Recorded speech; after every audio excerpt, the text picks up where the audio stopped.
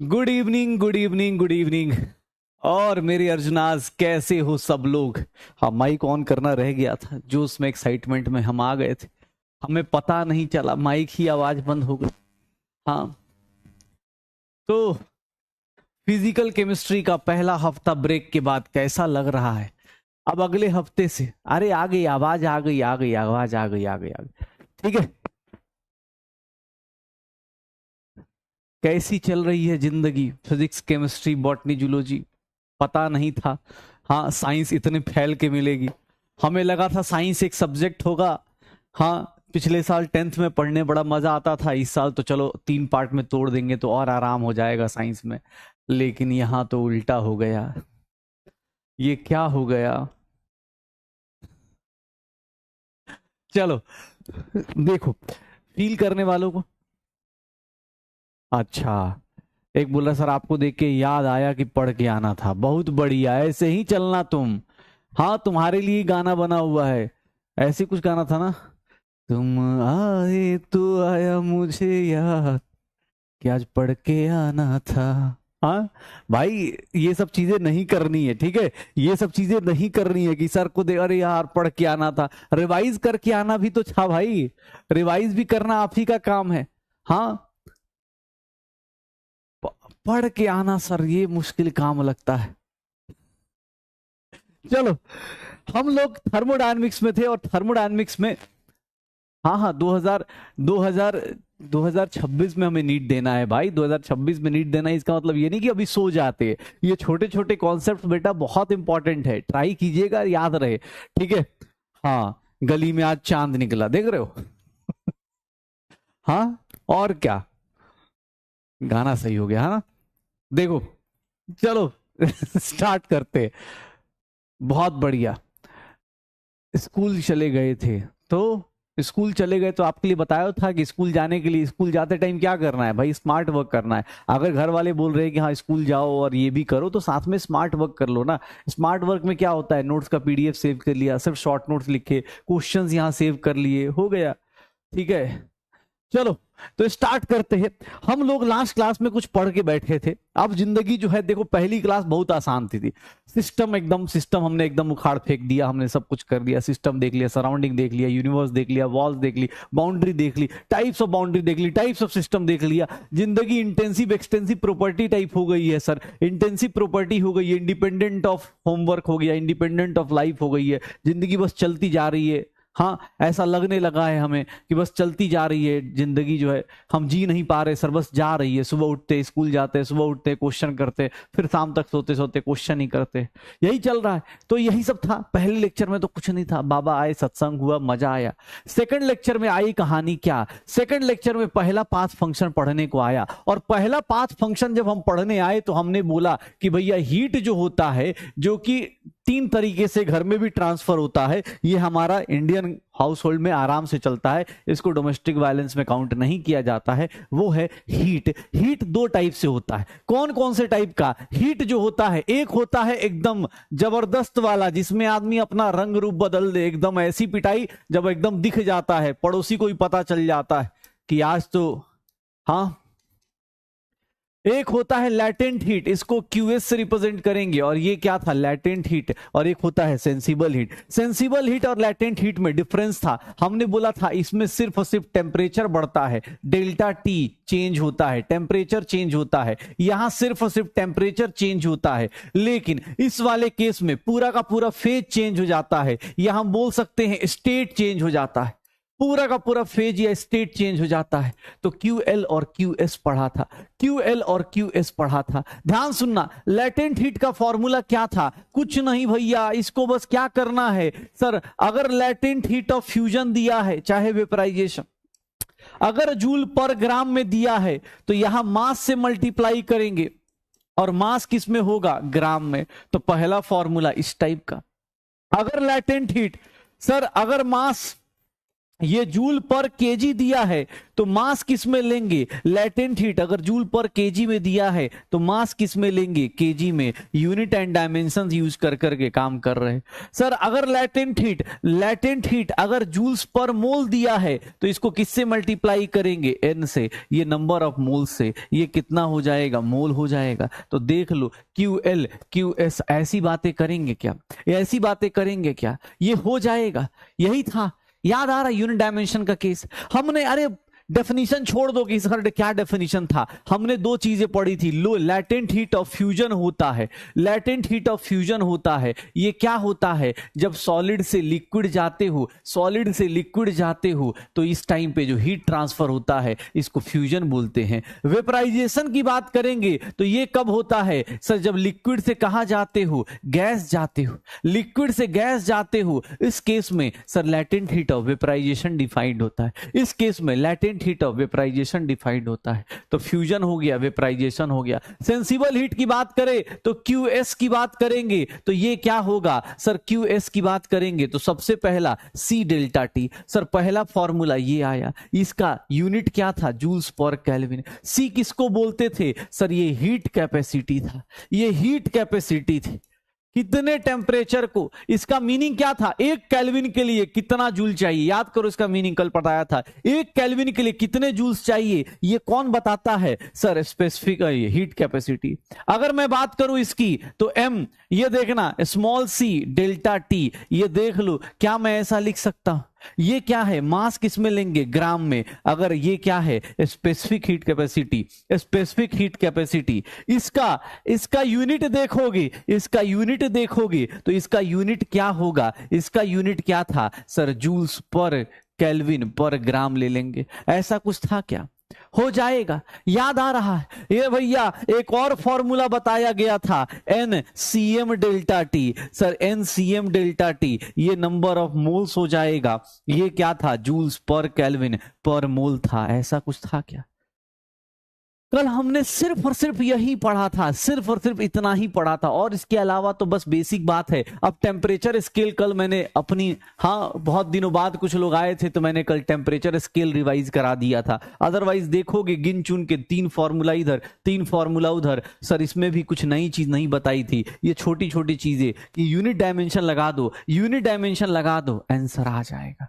पक्का। कहां sensible heat होता है, कहां लेटेंट हीट होता है, क्या आप लोग पता कर लेंगे, कहां सेंसिबल हीट कहां लेटेंट हीट, क्या आप पता कर लेंगे, हाँ क्या आप पता कर लेंगे, हो जाएगा। चलिए आ जाइए आ जाइए। सर अगर मैं बोलूं तुमसे, चलो ये बताओ, पानी दिया है, वाटर एट 10 डिग्री सेल्सियस है, पानी वाटर एट 10 डिग्री सेल्सियस है, मुझे कन्वर्ट करना है वाटर वेपर में, वाटर एट 10 डिग्री सेल्सियस है।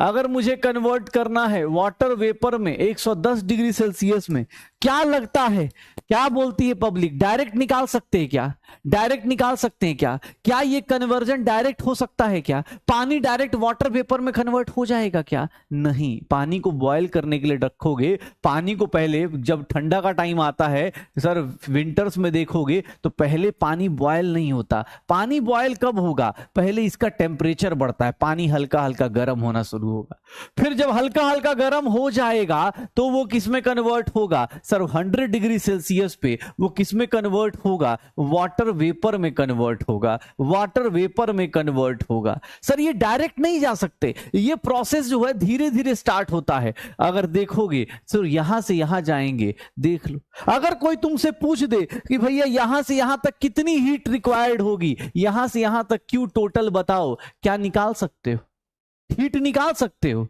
कैसे सर, यहां पर कौन सा हीट होगा, यहां पर कौन सा हीट होगा, सेंसिबल हीट होगा, यहां पर कौन सा हीट होगा, सेंसिबल होगा, यहां पर कौन सा हीट होगा, सेंसिबल होगा, यहां पर कौन सा हीट होगा सर, यहां पर कौन सा हीट होगा, लेटेंट हीट होगा, और यहां पर कौन सा हीट होगा, सेंसिबल हीट। इसको S2 कर देते हैं, इसको S1। क्यू टोटल की वैल्यू QS1 QL1 QS2 ये लिख सकता हूं, किसी को दिक्कत, अरे निकल जाएगा। पानी का सर कोई बोल रहा है 10 से 100 पे क्यों लेके गए, 10 से डायरेक्ट 110 पे नहीं जाएंगे, क्यों? क्योंकि पानी का बॉइलिंग पॉइंट पता है, पानी का बॉइलिंग पॉइंट पता है, तो पानी का बॉइलिंग पॉइंट तक लेके जाएंगे। फिर वो पानी लिक्विड से किस में कन्वर्ट हो रहा है? अरे पानी लिक्विड है और ये गैस है, वाटर वेपर मतलब गैस हो गया। सर ये किस टेम्परेचर पे होगा? बॉइलिंग पॉइंट पे हो जाएगा। हाँ वैल्यू दी होगी कैलकुलेट कर लेना, वैल्यू दी होगी कैलकुलेट कर लेना। कैसे? अरे कैलकुलेट कैसे करेंगे सर? कैलकुलेट करना होगा तो मान लो यहां पर number of moles of water दिया होगा, सी ऑफ वाटर दिया है डेल्टा टी। ये सारा का सारा हीट क्या कर रहा होगा? एब्जॉर्ब करेगा। कैसे? सर यहां से हीटिंग कर रहे हैं, ये एंडोथर्मिक प्रोसेस होगा। इसको क्या लिखेंगे? Number of latent heat of vaporisation. क्या लिख देंगे? Latent heat of vaporisation. और ये क्या होगा? तो सर इसका देख लीजिए, number of moles of water vapour into C of water vapour into delta T. सबका फॉर्मूला लगा के निकाल देंगे। हाँ भैया ये निकाल, ये पूरा कहां कैसे पता चलेगा कि सेंसिबल है कि लेटेंट है? कल ही बताए थे, कल की क्लास में कहा सो रहे थे क्या? पानी पानी ही है, मतलब फेज चेंज नहीं हो रहा। आप कहेगा फेज नहीं सर कलर चेंज हो गया। अरे भैया पानी पानी रह रहा है। सर वाटर वाटर में है, सिर्फ टेम्परेचर चेंज हो रहा है। जहां सिर्फ टेम्परेचर चेंज होता है उसको क्या बोलते हैं? सेंसिबल। जहां सर वेपर से लिक्विड से गैस में चेंज होता है उसको क्या बोलते हैं? लेटेंट। और जहां सिर्फ और सिर्फ टेम्परेचर चेंज हो रहा है उसको क्या बोलेंगे? हो जाएगा। श्योर हो? अरे लिखते चलो भाई। चलो एक एक ऐसे यहां से यहां तक बताओ। अगर मैं बोलता हूं, ये सुनना, वाटर एट 20 डिग्री सेल्सियस है, प्लीज आप अपने हिसाब से बनाइएगा। ये वाला प्रोसेस जो होगा, ये प्रोसेस जो होगा ये एंडोथर्मिक होगा। क्यों? क्योंकि आप हीटिंग कर रहे, आप एनर्जी देंगे। चलिए मुझे ये बताइए, वाटर एट 20 डिग्री सेल्सियस है, अगर मैं आइस एट -10 डिग्री सेल्सियस करना चाहता हूं, यहां से यहां तक की हीट का आप लोग बस ये ड्रॉ कर सकते हैं क्या? यहां तक कितने हीट लगेंगे बता सकते हो? कितने सेंसिबल, कितने लैटेंट हीट? ये कन्वर्जन कर दोगे क्या? ये कन्वर्जन कर दोगे क्या? क्या ये कन्वर्जन कर सकते हो आप लोग? यस, बहुत बढ़िया। एक बोल रहा है सर पैसे दिए हैं, पूरा पैसा वसूल करके जाएंगे। हाँ बेटा एकदम। क्या होगा? अब पानी सर लोअर कर रहा है, पानी को फ्रीज में डाल दिया, आइस में कन्वर्ट करना है। तो सर यहां पर जा रहे थे, हायर एनर्जी पे जा रहे थे तो दे रहे थे। यहां पर एनर्जी क्या होगी? रिलीज होगी। एनर्जी रिलीज होगी कैसे? देखो ना, वाटर है 20 डिग्री सेल्सियस पे, वाटर डायरेक्ट आइस में नहीं कन्वर्ट होगा, पहले पानी खुद को ठंडा करेगा। पानी ऐसे 0 डिग्री सेल्सियस पे आएगा। फ्रिज में देखा होगा ना, पानी को डालते फ्रिज में क्या हो जाता है? ऐसा ना पानी डालते ही फ्रिज में जम जाएगा, नहीं। देखा होगा, अगर थोड़ी देर तक देखोगे पानी ही रहता है, हल्का हल्का। पहले पानी अपना टेम्परेचर कम करता है। ये कौन सा हीट है? ये सेंसिबल हीट है। फिर ये कहां जाएगा? ध्यान सुनना, ये कहां जाएगा? आइस में कन्वर्ट होगा, आइस एट 0 डिग्री सेल्सियस। ये कौन सा हीट है? लेटेंट हीट है। और फिर आइस से ये वाला सेंसिबल हीट होगा। मतलब यहां पर जो Q टोटल होगा, QS1 QL प्लस QS2 होगा, यही होगा ना? तो ये देख लो, हो जाएगा।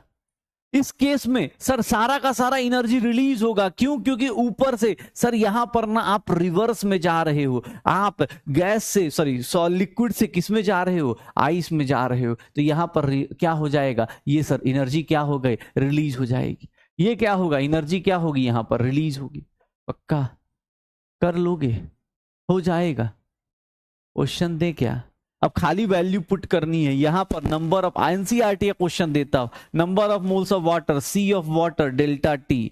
यहां देखना सर नंबर ऑफ, इसके केस में क्या होगा? सर उल्टा जा रहे हैं, इस केस में उल्टा जा रहे हैं। तो कोई बोले लैटेंट हीट ऑफ फ्यूजन, नहीं, उसका निगेटिव लेना पड़ेगा। क्यों? लैटेंट हीट ऑफ फ्यूजन किसको बोलते थे? याद है, फ्यूजन ये वाला था, इधर से इधर आते थे तो फ्यूजन बोलते थे। अपोजिट जाएंगे तो क्या होगा? अपोजिट जाएंगे तो फ्यूजन नहीं, ऑब्वियस है उसका निगेटिव लग जाएगा। पक्का? स्टार्ट करें। एक भैया एनसीईआरटी का केबीडी में पहला क्वेश्चन, पहला क्या, आज केबीडी थोड़ा कम है क्योंकि बात आज मेजर टॉपिक में क्वेश्चन बहुत है। पक्का आ जाओ। ये क्वेश्चन पढ़ के देखो, इंथैल्पी चेंज मतलब हीट का चेंज। अभी के लिए आप हीट जान जाओ, हीट का चेंज निकालना है। यहां पर लैटेंट हीट ऑफ फ्यूजन दिया हुआ है, लैटेंट हीट ऑफ फ्यूजन दिया है। 1 मोल पानी है। जो लोग चाहते हैं कैलकुलेट करना, एक बार डायग्राम बनाइए और कैलकुलेट कीजिए। सबका दिया है, पानी लिक्विड में है तो उसका हीट कैपेसिटी दिया हुआ है, पानी आइस में है तो उसका हीट कैपेसिटी दिया हुआ है। एक बार ट्राई करके देखिए, एक बार ट्राई करके देखिए, हाँ एक बार ट्राई करके देखिए, एक बार ट्राई करके देखिए।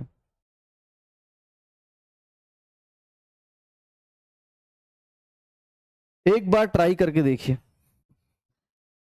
क्या होगा।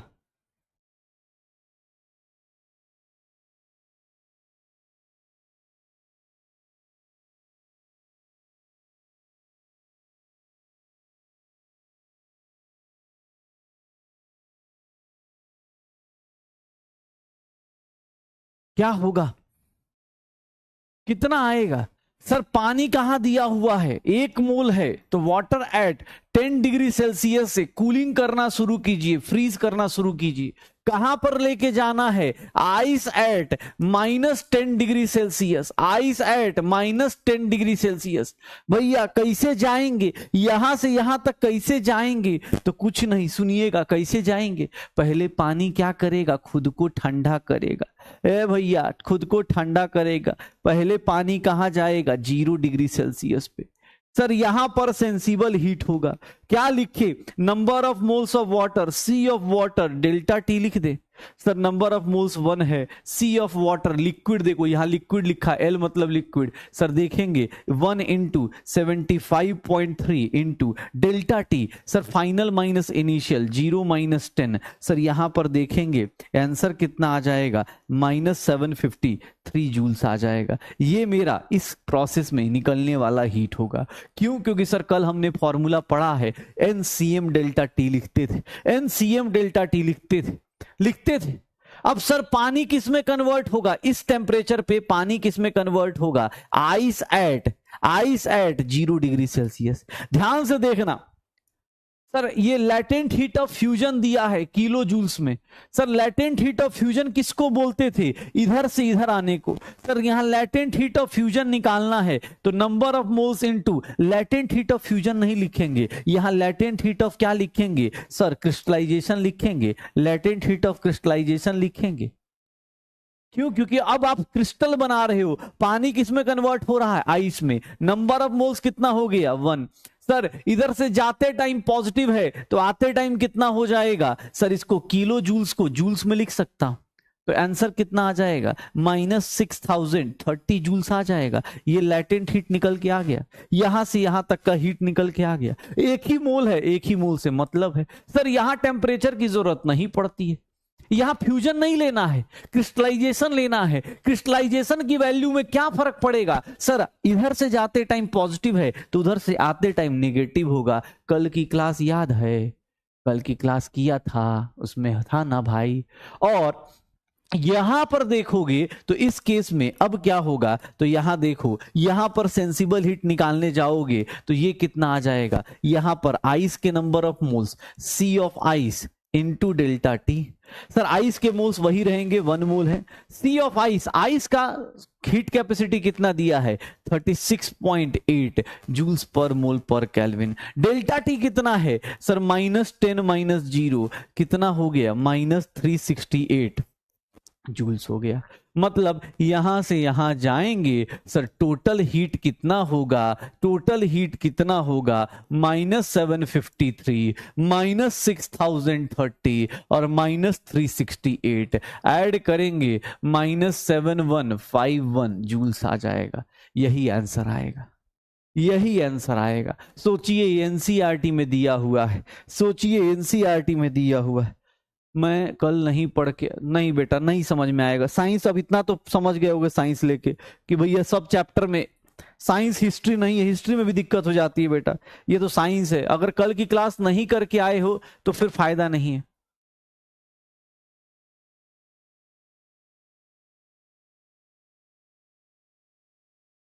रिवाइज तुम्हारा काम है करना ना। तुम हर एक दिन बोलोगे फ्रेश स्टार्ट कीजिए, तो हर एक दिन फ्रेश स्टार्ट नहीं हो सकता है।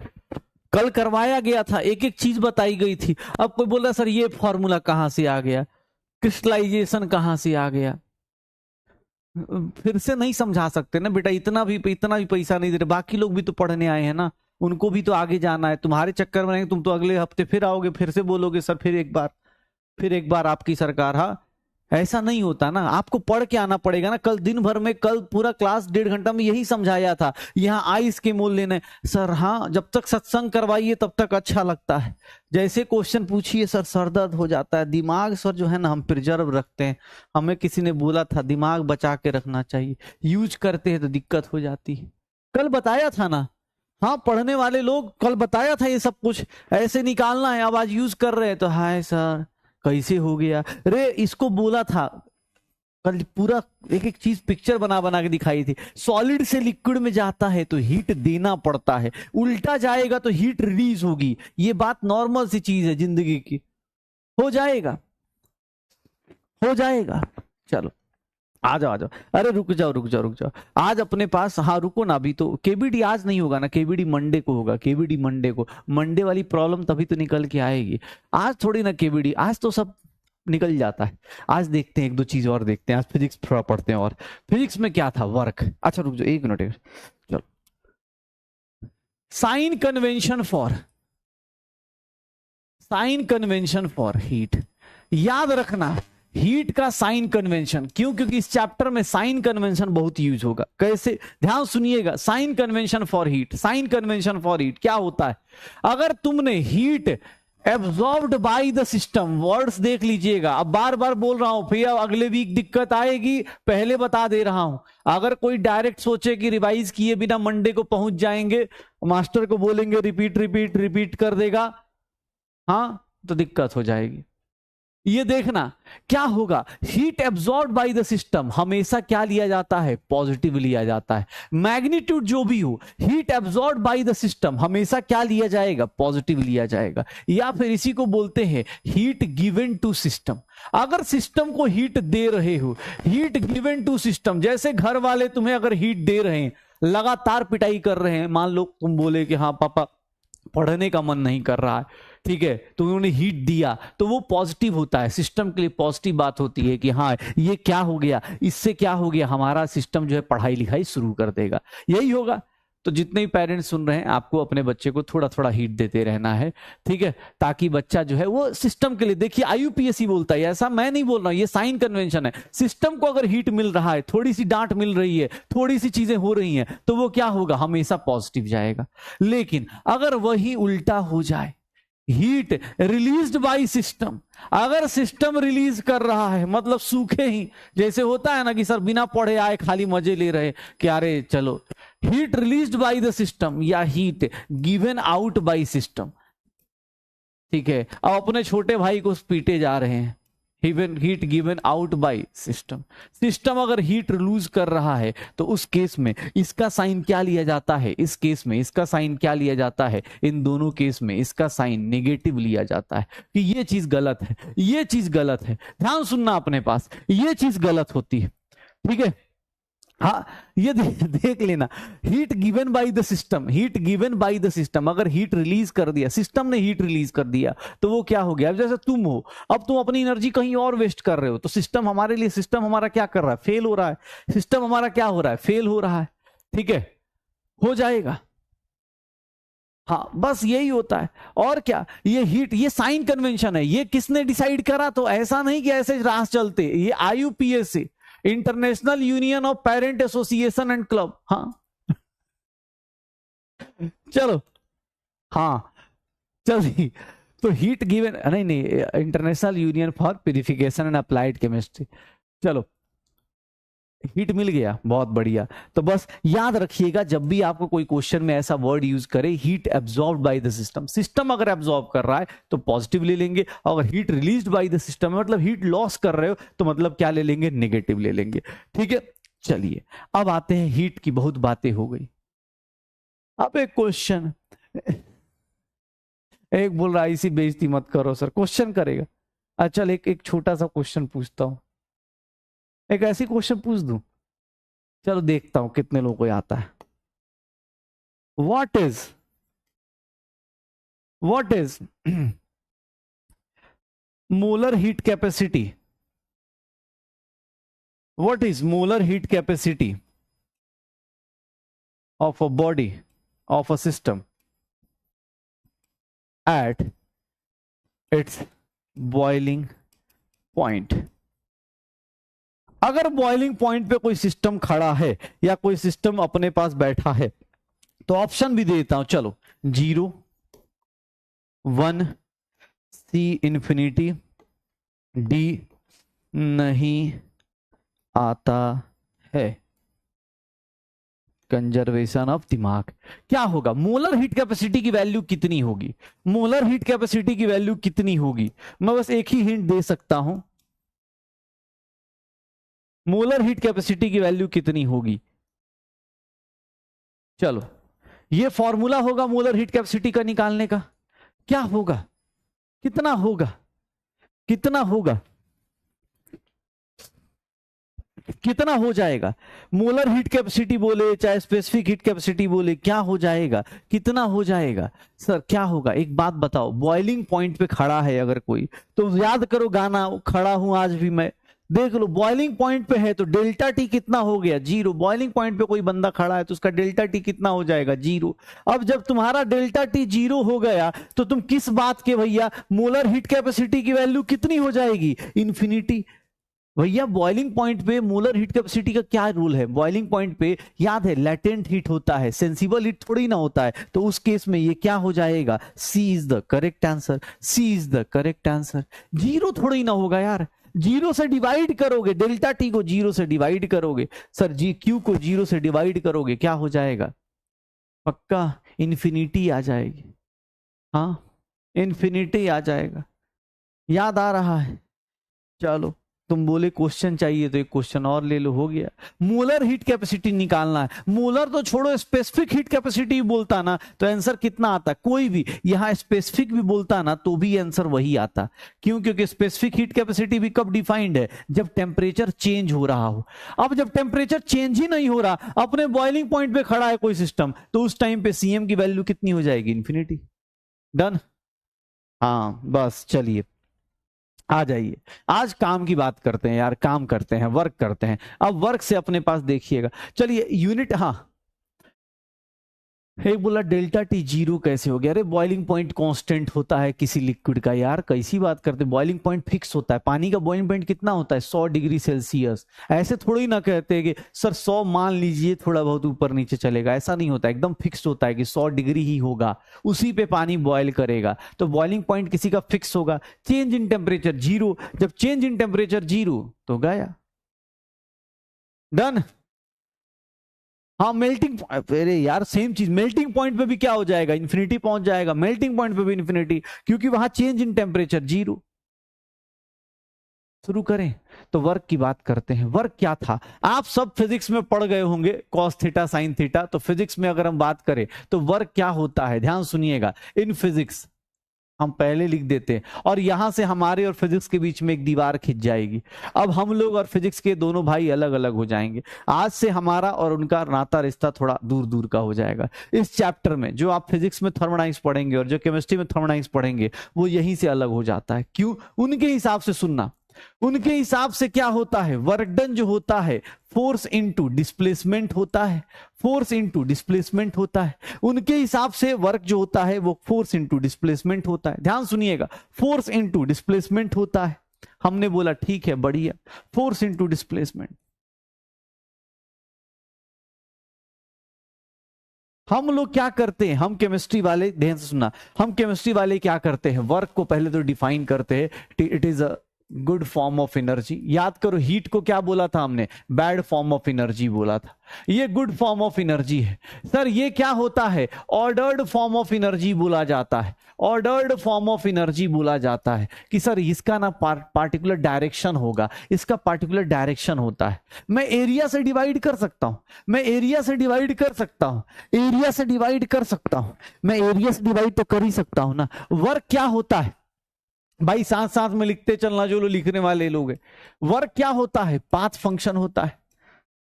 अब देखो फिजिक्स वाले यही चीज पढ़ाएंगे, फिजिक्स में बोलेंगे ये प्रेशर हो गया, फोर्स पर यूनिट एरिया, और एरिया, ए मतलब एरिया लिख देता हूं, ए मतलब एरिया। ऐसे तो इतना फिजिक्स तो कर ही गए होगे कि ए का मतलब एरिया, एफ मतलब फोर्स, डेल्टा एक्स मतलब चेंज इन स्पीड। ठीक है, हो जाएगा। ये देख लो, फोर्स अपॉन एरिया को क्या बोलते हैं? प्रेशर। अब सिंपल साइकोलॉजिक लगा लो कि मान लो ये हमारा पिस्टन है, ये हमारा कोई वो है, देखना ये हमारा कुछ, इसके ऊपर क्या लगा पड़ा है? इसके ऊपर अपना वो लगा पड़ा है, पिस्टन लगा पड़ा है।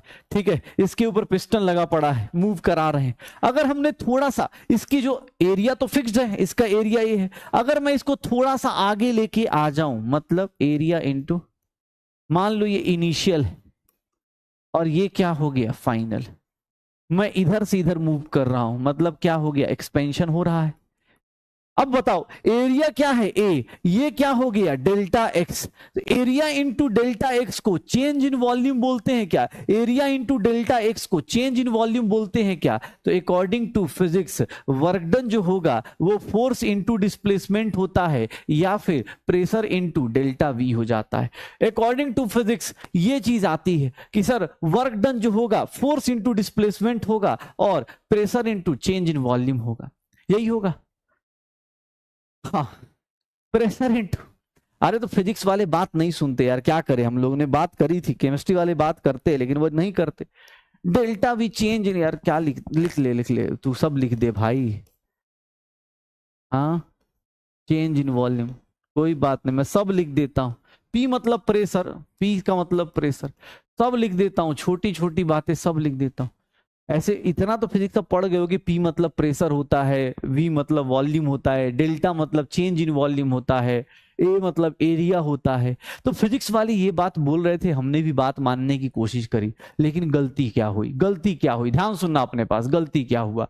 सर फोर्स था, फोर्स को डिवाइड करिए एरिया से मल्टीप्लाई कर दिया। क्यों किया? ताकि मैं ये फॉर्मूले को चेंज कर पाऊं। किसके लिए? जब मैं किसी गैस में मूव करूंगा तो गैस में फोर्स इंटू डिस्प्लेसमेंट ना देखिए, हम क्या देखते हैं? Pressure into delta we, pressure into delta we, change in velocity, change in velocity, यहां वेलोसिटी लिख रहे थे, चेंज इन वॉल्यूम हो जाएगा।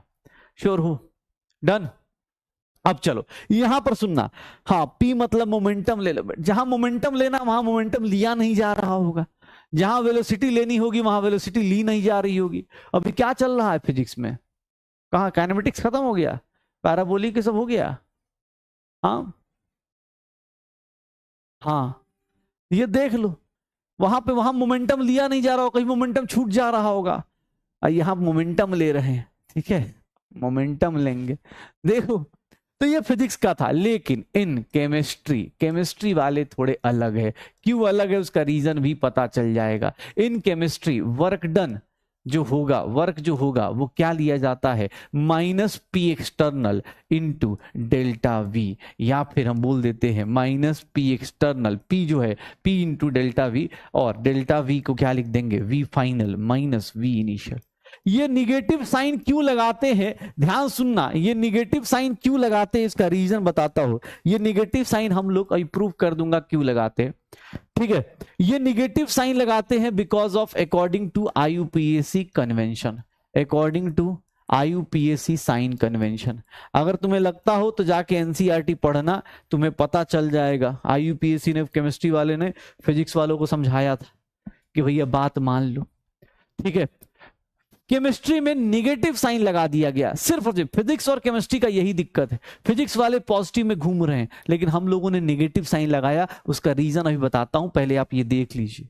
वर्क डन क्या होता है? वर्क क्या है? पाथ फंक्शन है sir, pressure into delta we. External मतलब ये एक्सटर्नल है भाई, एक्सटर्नल, एक्सटर्नल ई एक्स टी लिख देता हूं, पी एक्स टी मतलब एक्सटर्नल प्रेशर। जो मोटिवेशन करेगा भाई वही तो मूव करवाएगा। काम कौन करवाता है सर? यही तो करवाता है, एक्सटर्नल प्रेशर ही तो होता है। डेल्टा वी क्या होगा? Change in pressure. हो जाएगा, हो जाएगा। तो देख लो, अब केमिस्ट्री वालों ने बोला कि नहीं सर, हम लोग जो होगा फिजिक्स में ये पढ़ते हैं। ठीक है, फिजिक्स में हम लोग साइन इसलिए अपोजिट लेते हैं, उसका मीनिंग बताए तो। अरे फाइनल ये तो पढ़ लोगे, वी फाइनल लिख देता हूं, फाइनल वॉल्यूम। पता चला सर हमारा तो फाइनल वॉल्यूम, वी इनिशियल इसको हम लोग इनिशियल वॉल्यूम बोल देंगे। चलो लिख दे, चले आगे, चले आगे। तो फिजिक्स का हम छोड़ते हैं, हम केमिस्ट्री में आते हैं कि आखिर उन्होंने निगेटिव साइन क्यों लिया, निगेटिव साइन लेने का क्या रीजन था, इसका रीजन पहले बताते, फिर हम फिजिक्स वालों को समझाएंगे, ठीक है ना। ध्यान सुनना, ये देखो, अगर मैं एक्सपेंशन का केस लेता हूं, ध्यान सुनना, एक्सपेंशन का मतलब क्या होता है, एक्सपेंशन का मतलब क्या होता है, सिस्टम क्या करे, खुद को एक्सटेंड करे, और एक्सपेंशन कौन करेगा, work done by the system बोला जाएगा। क्यों, सिस्टम वर्क करेगा, एक्सपेंशन किसको बोलेंगे, सिस्टम अपने आप को बड़ा कर ले, मतलब एक्सपेंशन कर रहा है, सिस्टम अपने आप को बड़ा करेगा। एक्सपेंशन का मतलब क्या होता है, ध्यान सुनना, उसको क्या बोलते हैं, work done by the system बोलते हैं। ध्यान सुनना सर, एक्सपेंशन का मतलब क्या होगा, सर फाइनल वॉल्यूम जो होगा वो ग्रेटर देन इनिशियल वॉल्यूम होगा, फाइनल वॉल्यूम जो होगा ग्रेटर देन इनिशियल वॉल्यूम होगा। किसी को कोई दिक्कत, फाइनल वॉल्यूम जो होगा ग्रेटर देन इनिशियल वॉल्यूम, मतलब जो चेंज इन वॉल्यूम आता है V final minus V initial, ये क्या आ जाएगा सर, ये कौन सा टर्म आ जाएगा, पॉजिटिव आ जाएगा। अगर हम फिजिक्स की बात करें, अगर हमने वर्क डन में सिर्फ ये लिख दिया P इंटू डेल्टा वी, ध्यान सुनना, फिजिक्स की बात क्यों हम लोग काट देते हैं, हम लोग नेगेटिव क्यों ले लेते हैं, इसका रीजन बताता हूं। फिजिक्स के हिसाब से प्रेशर क्या हो गया, पॉजिटिव, वॉल्यूम भी क्या हो गया, पॉजिटिव, चेंज इन वॉल्यूम भी क्या हो गया, पॉजिटिव, मतलब in according to physics, according to physics work done by the system, work done by the system क्या हो जाएगा, पॉजिटिव हो जाएगा। अगर फिजिक्स की बात माने तो सर एक बात बताओ, आईयूपीएससी ने फिजिक्स वालों को बुला के पूछा, एक बात बताओ, एक बात बताओ, तुम लोग क्या बोलते हो, तुम लोग क्या बोलते हो कि जब तुम, अब सिस्टम वर्क कर रहा है, सोचो मैं काम कर रहा हूं अकॉर्डिंग टू फिजिक्स, मैं खूब सारा काम करूंगा तो मेरी एनर्जी बढ़ जानी चाहिए, क्यों, क्योंकि सर देखो पॉजिटिव है अकॉर्डिंग टू फिजिक्स, मतलब सिस्टम काम करेगा, इधर से उधर खूब घूमेगा फिरेगा। तुमसे कोई बोले कि दिन भर बेटा मेहनत कर रहे हो, अच्छी बात है, रात को तुम्हारी एनर्जी ज्यादा होनी चाहिए, मन करेगा ना एक दो थप्पड़ देने का, मन करेगा ना। मान लो तुम किसी से बोलो कि अरे दिन भर पढ़ाई कर रहा, थकान हो गई, वो तुम्हें ऐसे समझाए कि देख बेटा तुम्हारे ऊपर प्रेशर लगा था, तुम्हारा दिमाग का वॉल्यूम थोड़ा बड़ा हुआ तो तुम्हारा वर्क डन पॉजिटिव, तुम्हारी एनर्जी बढ़ गई पॉजिटिव, ऐसा नहीं होता ना भाई। आईयूपीएससी ने बोला कि भैया सुन लो ये गलत कर रहे हो, तुम अभी खुद बोलते हो तुम्हारा सिस्टम वर्क कर रहा, तुम बोल रहे हो मैं एक्सपेंशन करूंगा, अपनी जिंदगी बढ़ाऊंगा, लंबी चौड़ी करूंगा, और तुम बोल रहे हो एनर्जी बढ़ भी जाएगी, ऐसा कैसे पॉसिबल है। इसी चीज को काउंटर करने के लिए, फिजिक्स का काउंटर करने के लिए हम लोगों ने यहां पर वर्क डन का जो वैल्यू लिखा वो पी डेल्टा वी लिखा। क्यों, क्योंकि सर रियल लाइफ में अगर आप एक्सपेंशन करते हो, अगर आप एक्सपेंशन करते हो तो positive negative positive positive, work done by the system, अगर सिस्टम वर्क करता है, सिस्टम अगर एक्सपेंशन करता है, सिस्टम अगर वर्क कर रहा है तो वो क्या होगा, वो निगेटिव होगा। Work done by the system क्या होगा, निगेटिव होगा। Work done by the system क्या होगा, निगेटिव होगा। Work done by the system क्या होगा, निगेटिव होगा। तो भैया इसीलिए फिजिक्स अपना साइड हो गया, उसको लग गया कि ये केमिस्ट्री वाले अलग चल रहे हैं, बात तो सही कह रहे हैं, लेकिन फिजिक्स में क्या दिक्कत है ना, वो जल्दी चेंज नहीं करते। फिजिक्स के जो लोग होते हैं ना वो जल्दी चेंज नहीं करते। जैसे फिजिक्स वालों को ना पूछोगे तो आज भी करंट का डायरेक्शन उल्टा लेते हैं, ठीक है, लेकिन वो लेते हैं क्योंकि उनको लगता है किताब पूरी बदलनी पड़ेगी, पूरा किताब सही करना पड़ेगा, पूरा सर्किट सही करना पड़ेगा, इसीलिए दिक्कत आती है। एक बोला physics is logical, chemistry is exception, देख लो फिजिक्स का लॉजिक लगा के देख लो, फिजिक्स के अकॉर्डिंग क्या होता है, फिजिक्स के अकॉर्डिंग क्या बोला जाता है कि सर पे दिमाग पे कुछ बोझ लेके चलिएगा ना, दिमाग के ऊपर रख के चलिएगा ऐसे पैदल, तो वर्क डन जीरो हो जाएगा। कौन समझाए, कौन लॉजिक समझाए उसको। तुम ऐसा करो, तुमको कोई काम थमा दे, पापा मान लो तुम्हारे फिजिक्स की क्लास अटेंड कर ले, अब बोले बेटा ऐसा तो करो, एक काम करो तुम ना, एक काम करो बेटा, कुछ नहीं देखो तुम्हारा फिजिक्स के हिसाब से इसके ऊपर 10 केजी का क्या रख देता हूं, किताब रख देता हूं, दिन भर घूमो ऐसे ऐसे ऐसे ऐसे ट्रैवल करो। हाँ, अब पापा बोले बेटा देखो फिजिक्स के हिसाब से, फिजिक्स इज लॉजिकल, अच्छा पूछ लेना फिजिक्स वालों से काहे जीरो हो जाता है, क्या वर्क डन नहीं होगा। हाँ देख भाई, और क्या, हमारी क्लास में हमारी बात, केमिस्ट्री की बात केमिस्ट्री में, फिजिक्स में फिजिक्स की बात, यहाँ कहाँ लॉजिकल वहां कहाँ लॉजिकल। एक बोला आप तो भाई, अरे भाई ये तो क्या हो गया, मजे तो ले ही तू तो तू क्या इतना सीरियस क्यों हो जाता है भाई एक बोल रहा भाई अरे मजे तो मजे ले सकते हैं ना भाई, तू क्या मतलब जोक भी ना मारे? हाँ बोला हाँ हाँ ठीक है ये देख लो। अरे फिजिक्स वाले ठीक है ना यार, थोड़ा मजे लेते रहो और क्या। उनको बोलना है यार आप लोग साइन कन्वेंशन गलत लेते, क्या करे। ठीक है work done by the system हमारा देखो निगेटिव है, क्यों? क्योंकि यार तुम कोई काम करोगे तो तुम एनर्जी लूज करोगे, रियलिटी तो यही है ना। अब फिजिक्स वाले आंख बंद करके बैठ गए कि ना ना हम नहीं मानेंगे बात, तो ना मानो यार, हमें क्या है, हम लोग क्या है, हम लोग अपना आगे चलते हैं। हम लोग इसीलिए अपना चैप्टर अलग कर लिया हम लोगों ने, हमने बोला छोड़ दो यार।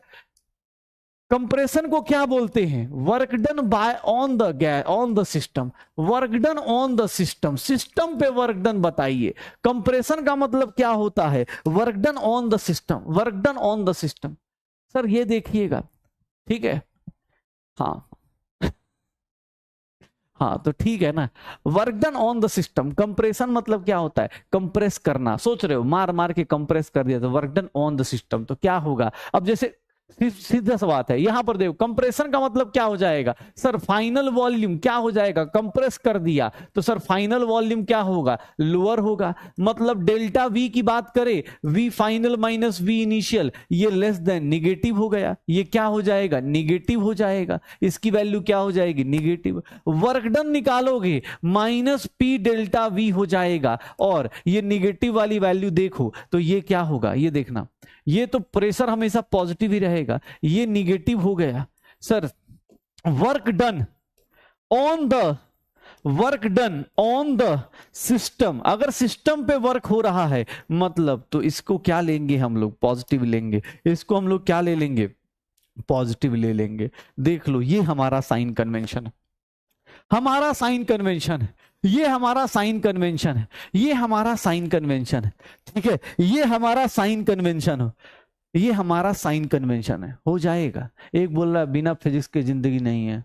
बेटा कुछ नहीं, केमिस्ट्री का बस एयर हटा दो, एयर भी छोड़ो, एक ऑक्सीजन हटा दो बस, हाँ जिंदगी औकात पता चल जाएगी। ठीक है बिना फिजिक्स के साइंस नहीं है। चलो हाँ ये बोलो साइंस में सब है, ये अच्छी बात है।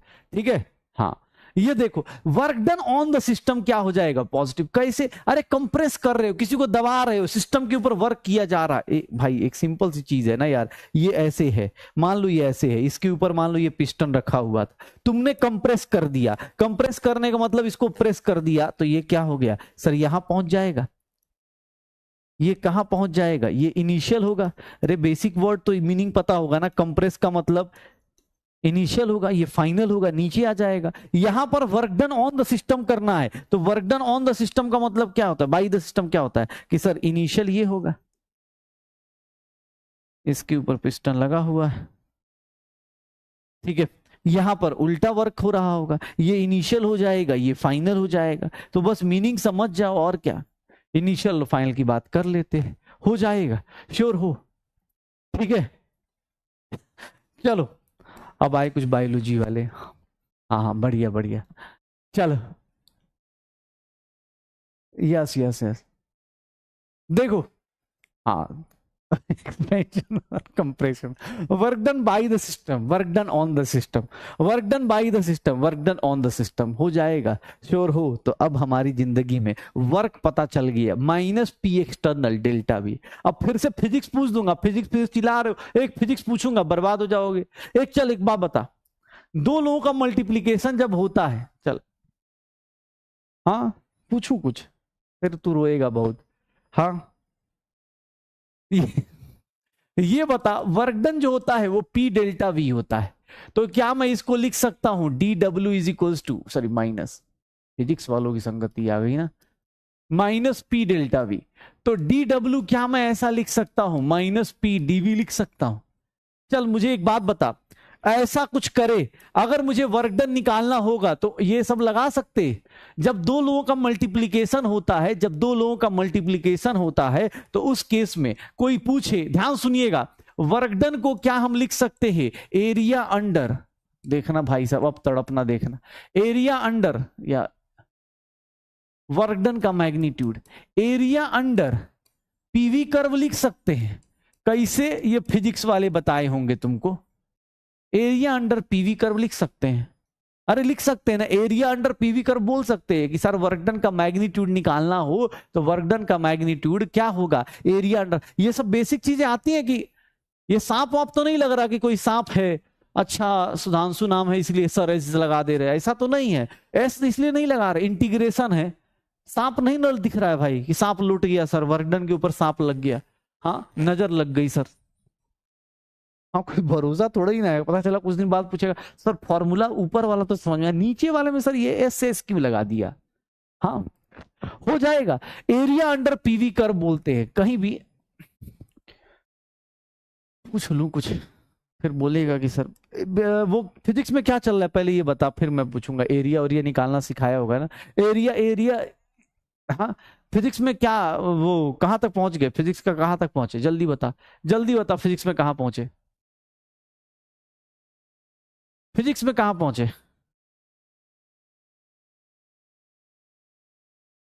एनएलएम, अरे तब तब तो तुम अब तो रियल फिजिक्स आई, अब तो तुम्हारी जिंदगी बर्बाद हो चुकी है। चलो ठीक है, एरिया अंडर पीवी कर्व की बात करते हैं, एरिया अंडर पीवी कर्व की बात करते हैं, ध्यान सुनना। अगर कहीं अगर वर्क का, अच्छा चल यूनिट भी बता ही दे अब, यूनिट ऑफ वर्क क्या क्या होगा। यूनिट ऑफ वर्क जूल हो सकता है, एसआई यूनिट तो यही होता है, ठीक है जूल होता है। और क्या होता है, कैलोरी हो जाता है, ठीक है कैलोरी हो जाता है। एक यूनिट यहां पर नया ऐड होता है, litre ATM, pressure into volume, ध्यान सुनिएगा, litre ATM, pressure into volume, ध्यान सुनिएगा। 1 लीटर एटीएम, 1 लीटर एटीएम को हम लोग बोलते हैं 101.3 जूल्स, या कैलकुलेशन फास्ट करनी हो तो 100 जूल्स ले लेते हैं। 1 कैलोरी की बात करें तो 1 कैलोरी कितना होता है, 4.2 जूल्स हो जाता है। तो ये छोटी छोटी बातें हम लोग कर चुके हैं, पहले भी जाते हैं। अब आइए थोड़ा एरिया अंडर कर्व करते हैं, एरिया अंडर कर्व करते हैं, हो जाएगा। मुझे ये नया वर्क डन का पता होना चाहिए, लीटर एटीएम, लीटर एटीएम कैसे आया sir, volume into ATM, ATM मतलब पता है ना, एटीएम हो जाएगा। टेंशन चल रहा है ना, तो बस यही टेंशन अब आगे मुबारक हो। चलो ध्यान से देखना, प्रेशर और वॉल्यूम दिया हुआ है,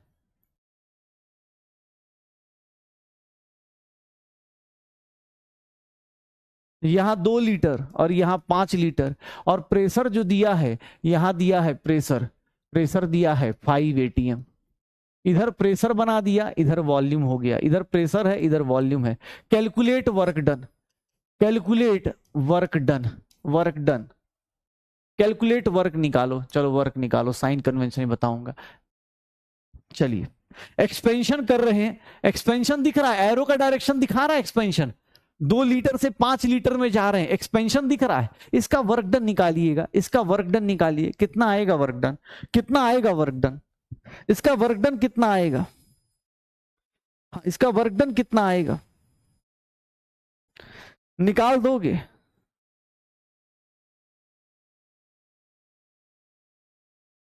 कितना वर्क डन आ जाएगा, हाँ भैया कितना आ जाएगा। सर इसका वर्क डन निकालने जाएंगे तो वर्क का मैग्नीट्यूड कितना आएगा, एरिया अंडर पीवी कर्व। अब मैं फिजिक्स का टीचर तो नहीं हूं, लेकिन इतना पता चल जाता है कि मैग्नीट्यूड बोल रहा हूं, तो मैग्नीट्यूड कैसे निकालते हैं, इसका area under the PV curve निकालिए, area under the PV curve. Sir ये कितना हो गया, 3 लीटर, एरिया 3 लीटर, लेंथ हो गई, ब्रेथ की बात करें तो 5 हो गया, 5 एटीएम। सर कितना हो गया, 15 लीटर एटीएम हो गया, 15 लीटर एटीएम हो गया।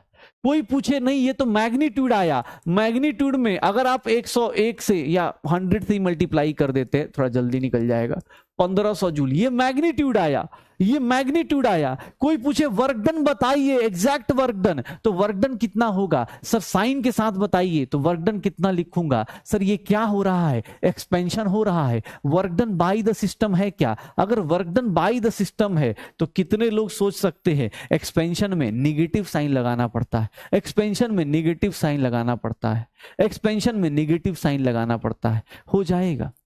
15 जूल क्यों नहीं लिया, यूनिट डायमेंशन बेटा, जिंदगी में यूनिट डायमेंशन एक चैप्टर होता है, ये 3 का गैप है, इधर 5 का गैप है, 15। ये देखना लीटर इंटू एटीएम करेगा, लीटर इंटू एटीएम से जूल नहीं आता, लीटर इंटू एटीएम से जूल नहीं आता, हो जाएगा, कर लेगा।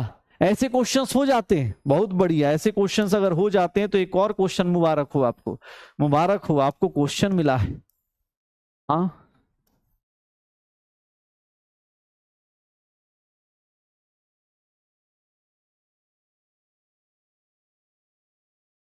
देखते, 10 लीटर, यहाँ 20 लीटर।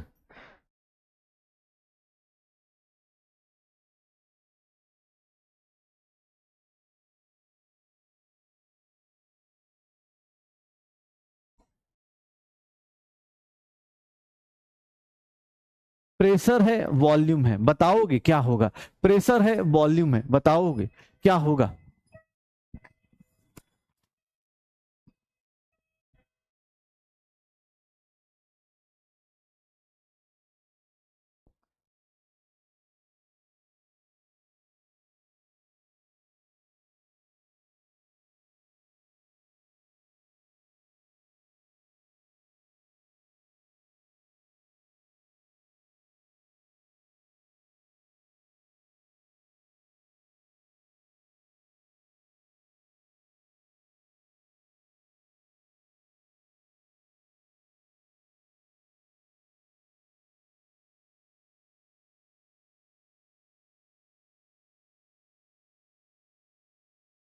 कितना होगा, कितना निकलेगा वर्क डन?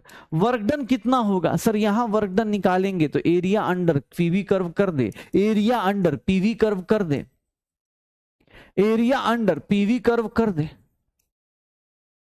कितना हो जाएगा? अब दो टाइप के लोग हैं, एक तो जिनको ट्रेपीजियम का पता होता है, मैं उतना हाई फाई वर्ड यूज नहीं करूंगा, हाँ ट्रेपीजियम का वर्ड क्यों यूज करूं?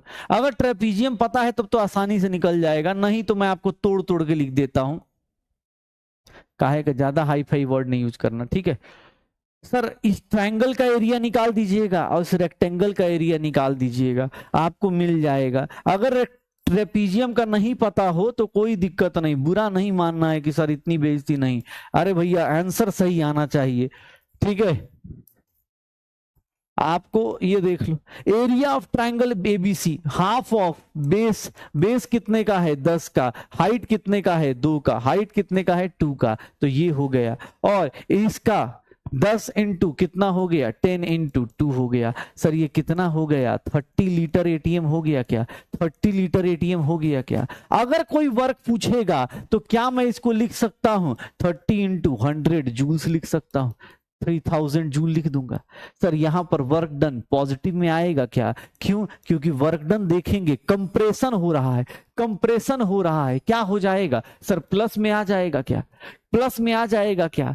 प्लस में आ जाएगा क्या? भाई साहब कैलकुलेशन इतना शानदार कर रहे हो तुम लोग, समझ में आ रहा है मुझे, मुझे समझ में आ रहा है। हाँ हाँ, कैसे किए सर? अरे इसको ट्रेपीजियम बोलते हैं, सम ऑफ, छोड़ो पैरेलल साइड्स बोलते थे लेकिन छोड़ो, तुम रहने दो, तुम ना, तुम ट्रायंगल ही समझो। इसको तोड़ देना, ऐसे जो एरिया है ना, एरिया अंडर द कर्व, इसको तोड़ देना, तोड़ दोगे तो ये दिखेगा, ये ट्रायंगल का एरिया दिखेगा, ये ट्रायंगल का एरिया दिखेगा और इधर रेक्टेंगल का एरिया दिखेगा। मैंने क्या किया, इन दोनों का ऐड कर दिया, इन दोनों को ऐड कर दिया, रेक्टेंगल और ट्रायंगल का एरिया निकाल दिया, यही होता है, हो जाएगा, श्योर हो? आ जाएगा। हाँ कंप्रेशन कैसे हुआ? अरे भैया ये साइन देख रहा है, इधर इधर साइन दिया था, वॉल्यूम क्या हो रहा है, डिक्रीज हो रहा है कि कंप्रेशन का मतलब क्या होता है? दबा दिया जाए।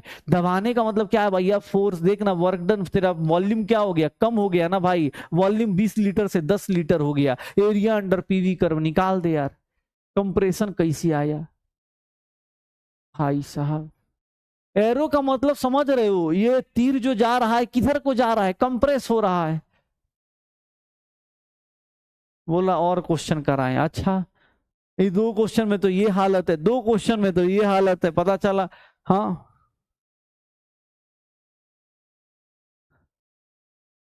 चलो एक क्वेश्चन और देता हूं, पता चल जाएगा तभी अब आगे, नहीं तो हमारा कोई लेना देना नहीं, हम बोल देंगे कि भैया फिजिक्स में पढ़ लेना, फिजिक्स में ये सब थर्मोडायनेमिक्स में फिर से आएगा, ठीक है? इसका वर्क डन निकालिए। अगर मैं बोलता हूं work done A B C का वर्क डन निकालिए, तो work done calculate, calculate work A B C कितना आएगा, work done A B C का कितना आएगा, वहां से यहां तक आने का वर्क डन कितना आएगा बताओगे। ए से बी, बी से सी, इसका वर्क डन कैसे निकालते, कैसे निकालते, कैसे निकालते, ए बी सी में वर्क डन कैसे निकालेंगे, कैसे निकालेंगे, कैसे होगा। कंप्रेशन भाई, ये ले तुम्हें पहले बता देता हूं, ये देख भाई, इधर देख, ये एक्सपेंशन होता है, कैसे पता चल रहा है सर, वॉल्यूम बढ़ रहा है, दिखना चाहिए, वॉल्यूम का एक्सिस है। इसको ले लेते हैं 2 ATM, इधर का वॉल्यूम हो गया 5 लीटर, इधर का वॉल्यूम हो गया 10 लीटर। चलो बताइए,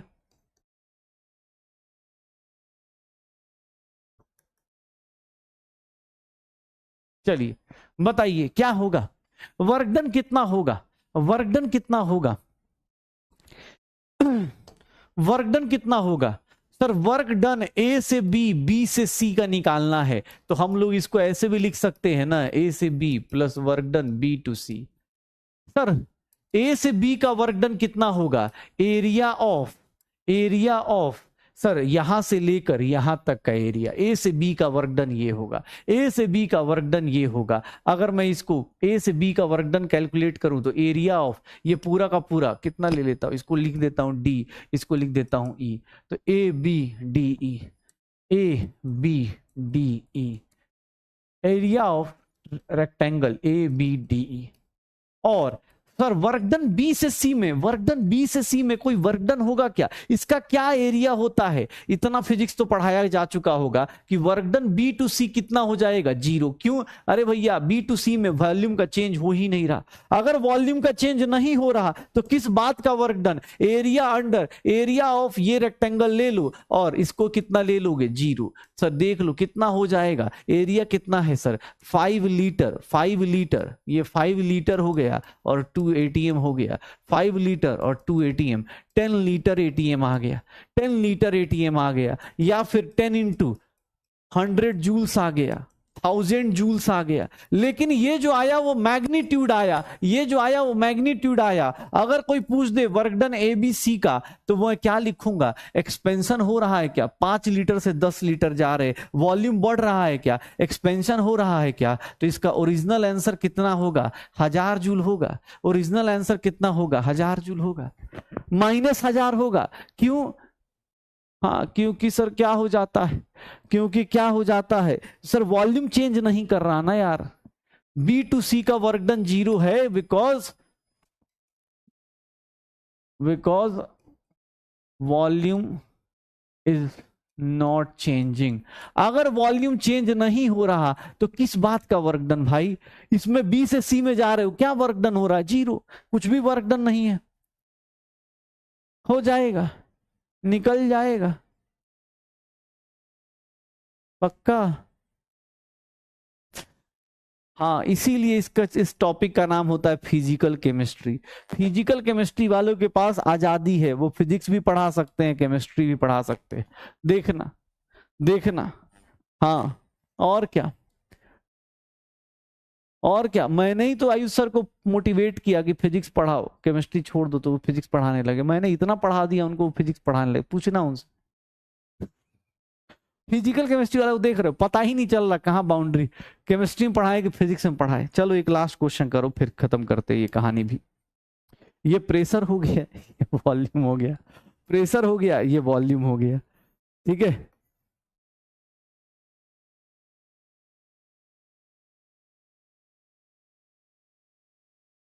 देख रहे हो, सुंदर राइटिंग में लिख देता हूँ, ए बी सी डी। चलो इधर से इधर गए, इधर से इधर गए, इधर से इधर गए, इधर से इधर गए, ध्यान से देख लीजिएगा। क्या लगता है किसका वर्क डन 0 होगा। चलो इस प्रोसेस में इसको लिख देता हूं ई, इसको लिख देता हूं एफ। चलो इसकी वैल्यू हो गई, ये इसका वैल्यू ले लेता हूं 10 लीटर, इसका ले लेता हूं 20 लीटर, यहां पर प्रेशर ले लेता हूं 4 ATM और यहां पर प्रेशर ले लेता हूं 8 ATM। चलो अगर कोई पूछ दे calculate work done A B C D का वर्क डन निकाल दो। कैसे निकालोगे? ए बी सी डी का वर्क डन कैसे निकालोगे?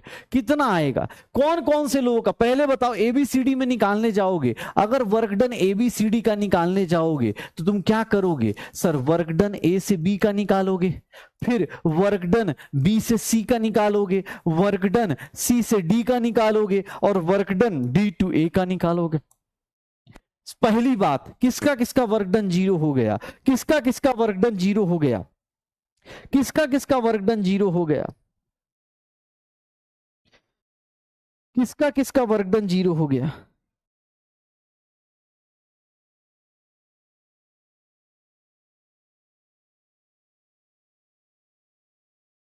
किसका किसका वर्क डन जीरो हो गया? सर क्या बोलूंगा, बी से सी का वर्क डन जीरो, सी से डी से ए का वर्क डन जीरो। क्यों? क्योंकि सर उसमें वॉल्यूम चेंज नहीं हो रहा। यहां से यहां आ रहे हो, कोई वॉल्यूम चेंज नहीं, यहां से यहां जा रहे हो, कोई वॉल्यूम चेंज नहीं, तो ये दोनों तो खत्म हो गए। बचा कौन? सर वर्क डन ए से बी को, और सर ये देखिएगा वर्क डन सी से डी को। थोड़ा ध्यान से देखिएगा, दोनों को ऐड तो करना है, लेकिन एक बार देखना ध्यान से, ये क्या है? एक्सपेंशन हो रहा है, ये क्या है? कंप्रेशन हो रहा है। तो आराम से करना। क्यों? क्योंकि इसका इसका वर्क डन निकालोगे, ध्यान से देखिएगा, इसका वर्क डन निकालोगे, इसका एरिया कहां से कहां तक? यहां से यहां तक। इसका एरिया ए से बी का एरिया क्या होगा? सर ऊपर से लेकर नीचे तक। इसके लिए जो रेक्टेंगल बनेगा, एरिया ऑफ क्या बोले दें सर, रेक्टेंगल ए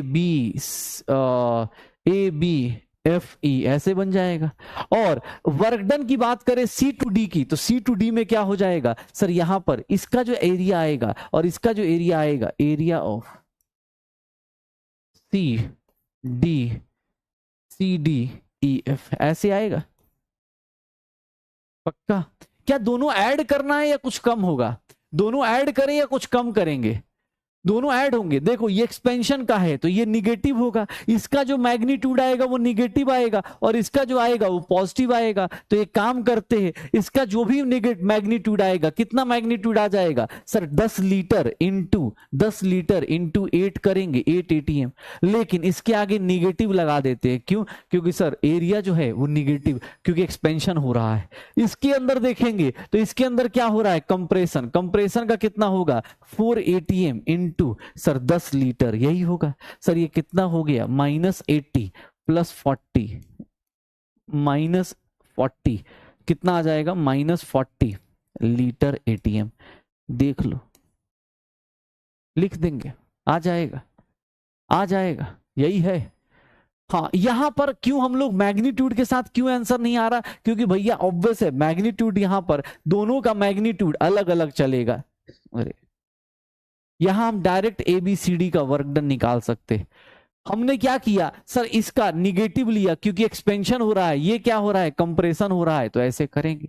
बाकी फिजिक्स में पढ़िएगा तो कुछ नहीं करते। एक सिंपल सी बात बताओ, फिजिक्स में पढ़िएगा तो कुछ नहीं, इसको एरिया अंडर दे, ये देखो इसका एरिया निकाल देना, इसका एरिया निकाल दो। कितना है इसका एरिया? इस रेक्टेंगल का एरिया निकाल। शॉर्टकट अगर सीखना है ना, शॉर्टकट बता देता हूं, ये लो, इसका एरिया निकालो इस रेक्टेंगल का, 4 इंटू 10। शॉर्टकट में एरिया निकाल दो, 4 इंटू 10 हो गया 40, हो गया 40 लीटर एटीएम हो गया। बस ये देख लो ऊपर वाले का साइन क्या है, ऊपर एक्सपेंशन हो रहा है, मतलब इसका एरिया ज्यादा होगा, तो मतलब वर्क डन जो होगा वो कितना होगा? -40 लीटर एटीएम होगा। हो गया। शॉर्टकट यही काम करता है। अगर शॉर्टकट बोले तो यही होगा। शॉर्टकट बोले तो सर कोई एरिया और या पूरा इतना लंबा चौड़ा निकालने की जरूरत नहीं, सीधा सीधा क्या कर सकते हो? सीधा सीधा क्या कर सकते हो? डायरेक्ट निकाल सकते हो, डायरेक्ट निकाल सकते हो। क्या करना है? एरिया इस कर्व का, इस रेक्टेंगल का एरिया निकाल दो। ऊपर देख लो एक्सपेंशन हो रहा है, मतलब टोटल मैग्नीट्यूड क्या होगा? निगेटिव होगा। इसी को फिजिक्स में पढ़ोगे, बोलेंगे क्लॉकवाइज है तो निगेटिव होगा, एंटी क्लॉकवाइज है तो पॉजिटिव हो जाएगा। हो जाएगा। आ जाओ एक क्वेश्चन देखो, एक लास्ट क्वेश्चन करो फिर चलते हैं। अब वर्क डन हो गया, बहुत निकाल दिए तुम। अभी एक क्वेश्चन दूंगा फिर वहां बेहोश हो जाते हैं सब। क्वेश्चन देखते ही आदमी को सर इतना डिफिकल्ट है। ध्यान से देखना।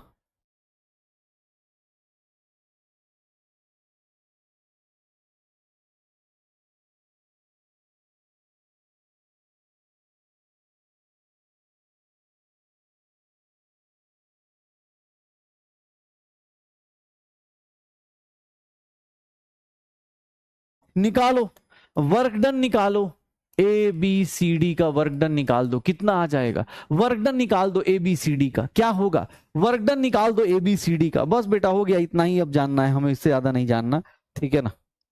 अब वर्क डन निकालना आ गया, वर्क डन निकालना आ गया, क्या हो जाएगा? एबीसीडी में क्या होगा? वर्क डन एबीसीडी का, सबसे पहले वर्क डन का मैग्नीट्यूड निकालना है, एरिया ऑफ क्या निकाल दो? रेक्टेंगल एबीसीडी निकाल दो। रेडिया ऑफ दिस क्या हो जाएगा? रेक्टेंगल का एरिया कितना होगा सर? 10 लीटर इंटू 10 एटीएम, कितना हो जाएगा? 100 लीटर एटीएम आ जाएगा। एरिया तो आ गया।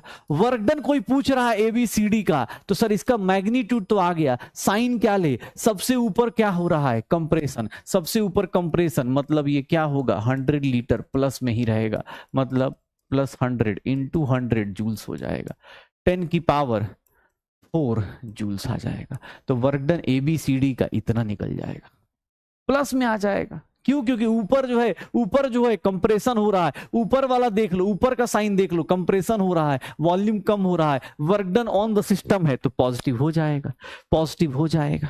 श्योर हो? चलो ऑब्जेक्टिव कराऊं, ऑब्जेक्टिव कराऊंगा, तुम गलत कर दोगे, मैं लिख के देता हूं। श्योर हो? चलो मैं 1 मिनट रुक जाओ, रुक जाओ, रुक जाओ, मैं बताता हूं। वर्क डन क्या होता है? Work done is minus P external या पी इंटू, अभी तो पी इंटू डेल्टा वी ही मान भाई। वर्क डन का मैग्नीट्यूड निकालना है तो तुम क्या लिख सकते हो? 2 ही फॉर्मूला बताया ना, एरिया ऑफ पीवी कर्व, बस यही चीज बताई अभी तक, सिर्फ यही बताया ना। और साइन कन्वेंशन बताया कि work done by the system हो, work done by the system हो या फिर एक्सपेंशन हो। अगर एक्सपेंशन कर रहे हो तो तुम्हारा वर्क डन क्या होगा? निगेटिव। और work done on the system होगा, अगर सिस्टम पे वर्क करोगे या फिर कंप्रेशन कर रहे हो, work done on the system या कंप्रेशन कर रहे हो तो क्या हो जाएगा? पॉजिटिव। इतना ही चीज बताई ना, बस इतना ही चीज बताई, इतनी ही चीज बताई ना। एक काम करो, आ जाओ, एक काम करो, क्वेश्चन करो, पता चल जाएगा। ये लो, चलिए 2 मिनट देता हूं, आराम से सोचे करना, पहले बता रहा हूं, ट्रैप में फंसना मत। वॉल्यूम दिया हुआ है, प्रेशर भी दिया है, वर्क डन निकालना है। वॉल्यूम दिया है, प्रेशर दिया है, वर्क डन निकालना है। क्या होगा? कितना होगा?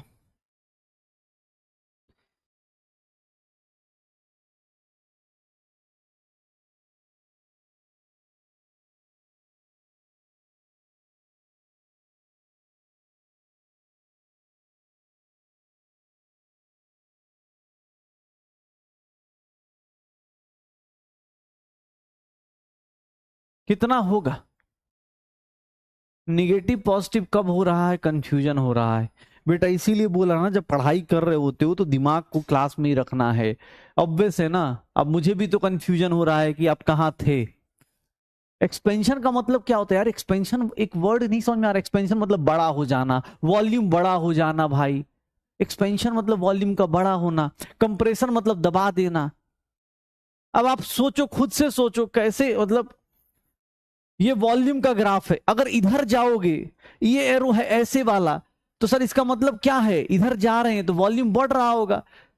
ये मतलब बेसिक चीज है ना कि एक्सपेंशन हो रहा होगा, वॉल्यूम बढ़ रहा है। और अब कंप्रेशन करोगे तो कंप्रेशन का मतलब क्या होता है कि सर वॉल्यूम कम होगा। ग्राफ में अगर ऐसा दिख रहा है, ग्राफ में ऐसा दिख रहा है एरो, ग्राफ में ऐसा एरो दिख रहा है, अब तुम चाहते हो इसका शॉर्टकट बताएं कि लेफ्ट हैंड वाला एरो जो होता है वो पॉजिटिव लेना है, राइट हैंड वाला एरो जो लेना है वो निगेटिव लेना है। बेटा नहीं चलेगा ना, क्लास में बने रहो, नहीं तो अब सच बात है, 11th में साइंस लिया है, इतना तो पता चल गया होगा 4 महीने में कि भैया साइंस इतना आसान चीज नहीं है।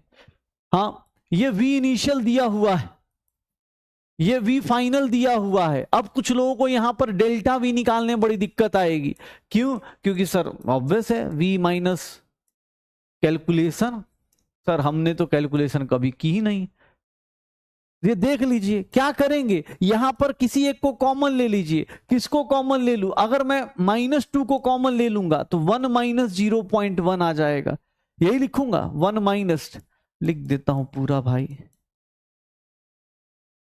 1 माइनस 0.1 ये कितना हो गया 0.9 इंटू 10⁻⁻², या हम ऐसे भी लिख सकते हैं 9 into 10⁻³ metre cube. Change in volume कितना आ जाएगा, इतना आ जाएगा।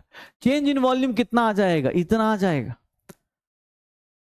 कोई ऐसा तो नहीं, किसी को ऐसा तो नहीं दिखा कि सर 10-2, कोई ऐसा तो नहीं था कि सर 10-2-3 10-1, ऐसा तो नहीं दिखा किसी को। अगर ऐसा दिख रहा है बेटा एकदम सही रास्ते पे चल रहे हो।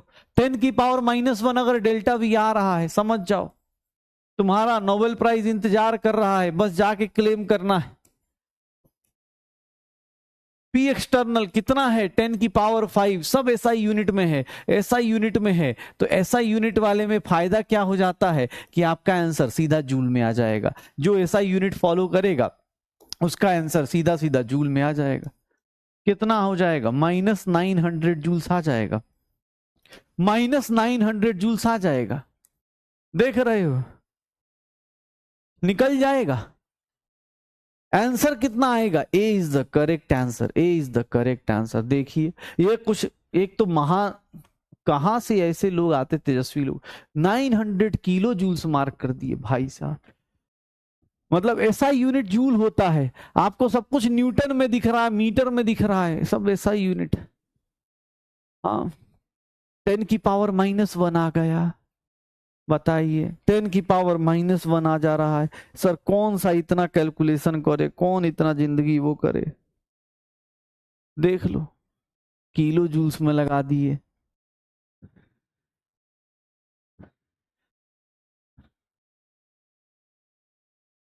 एक बोला दिमाग दर्द होने लगा, नहीं दिमाग दर्द हो रहा है बेटा वो तो अलग कहानी है।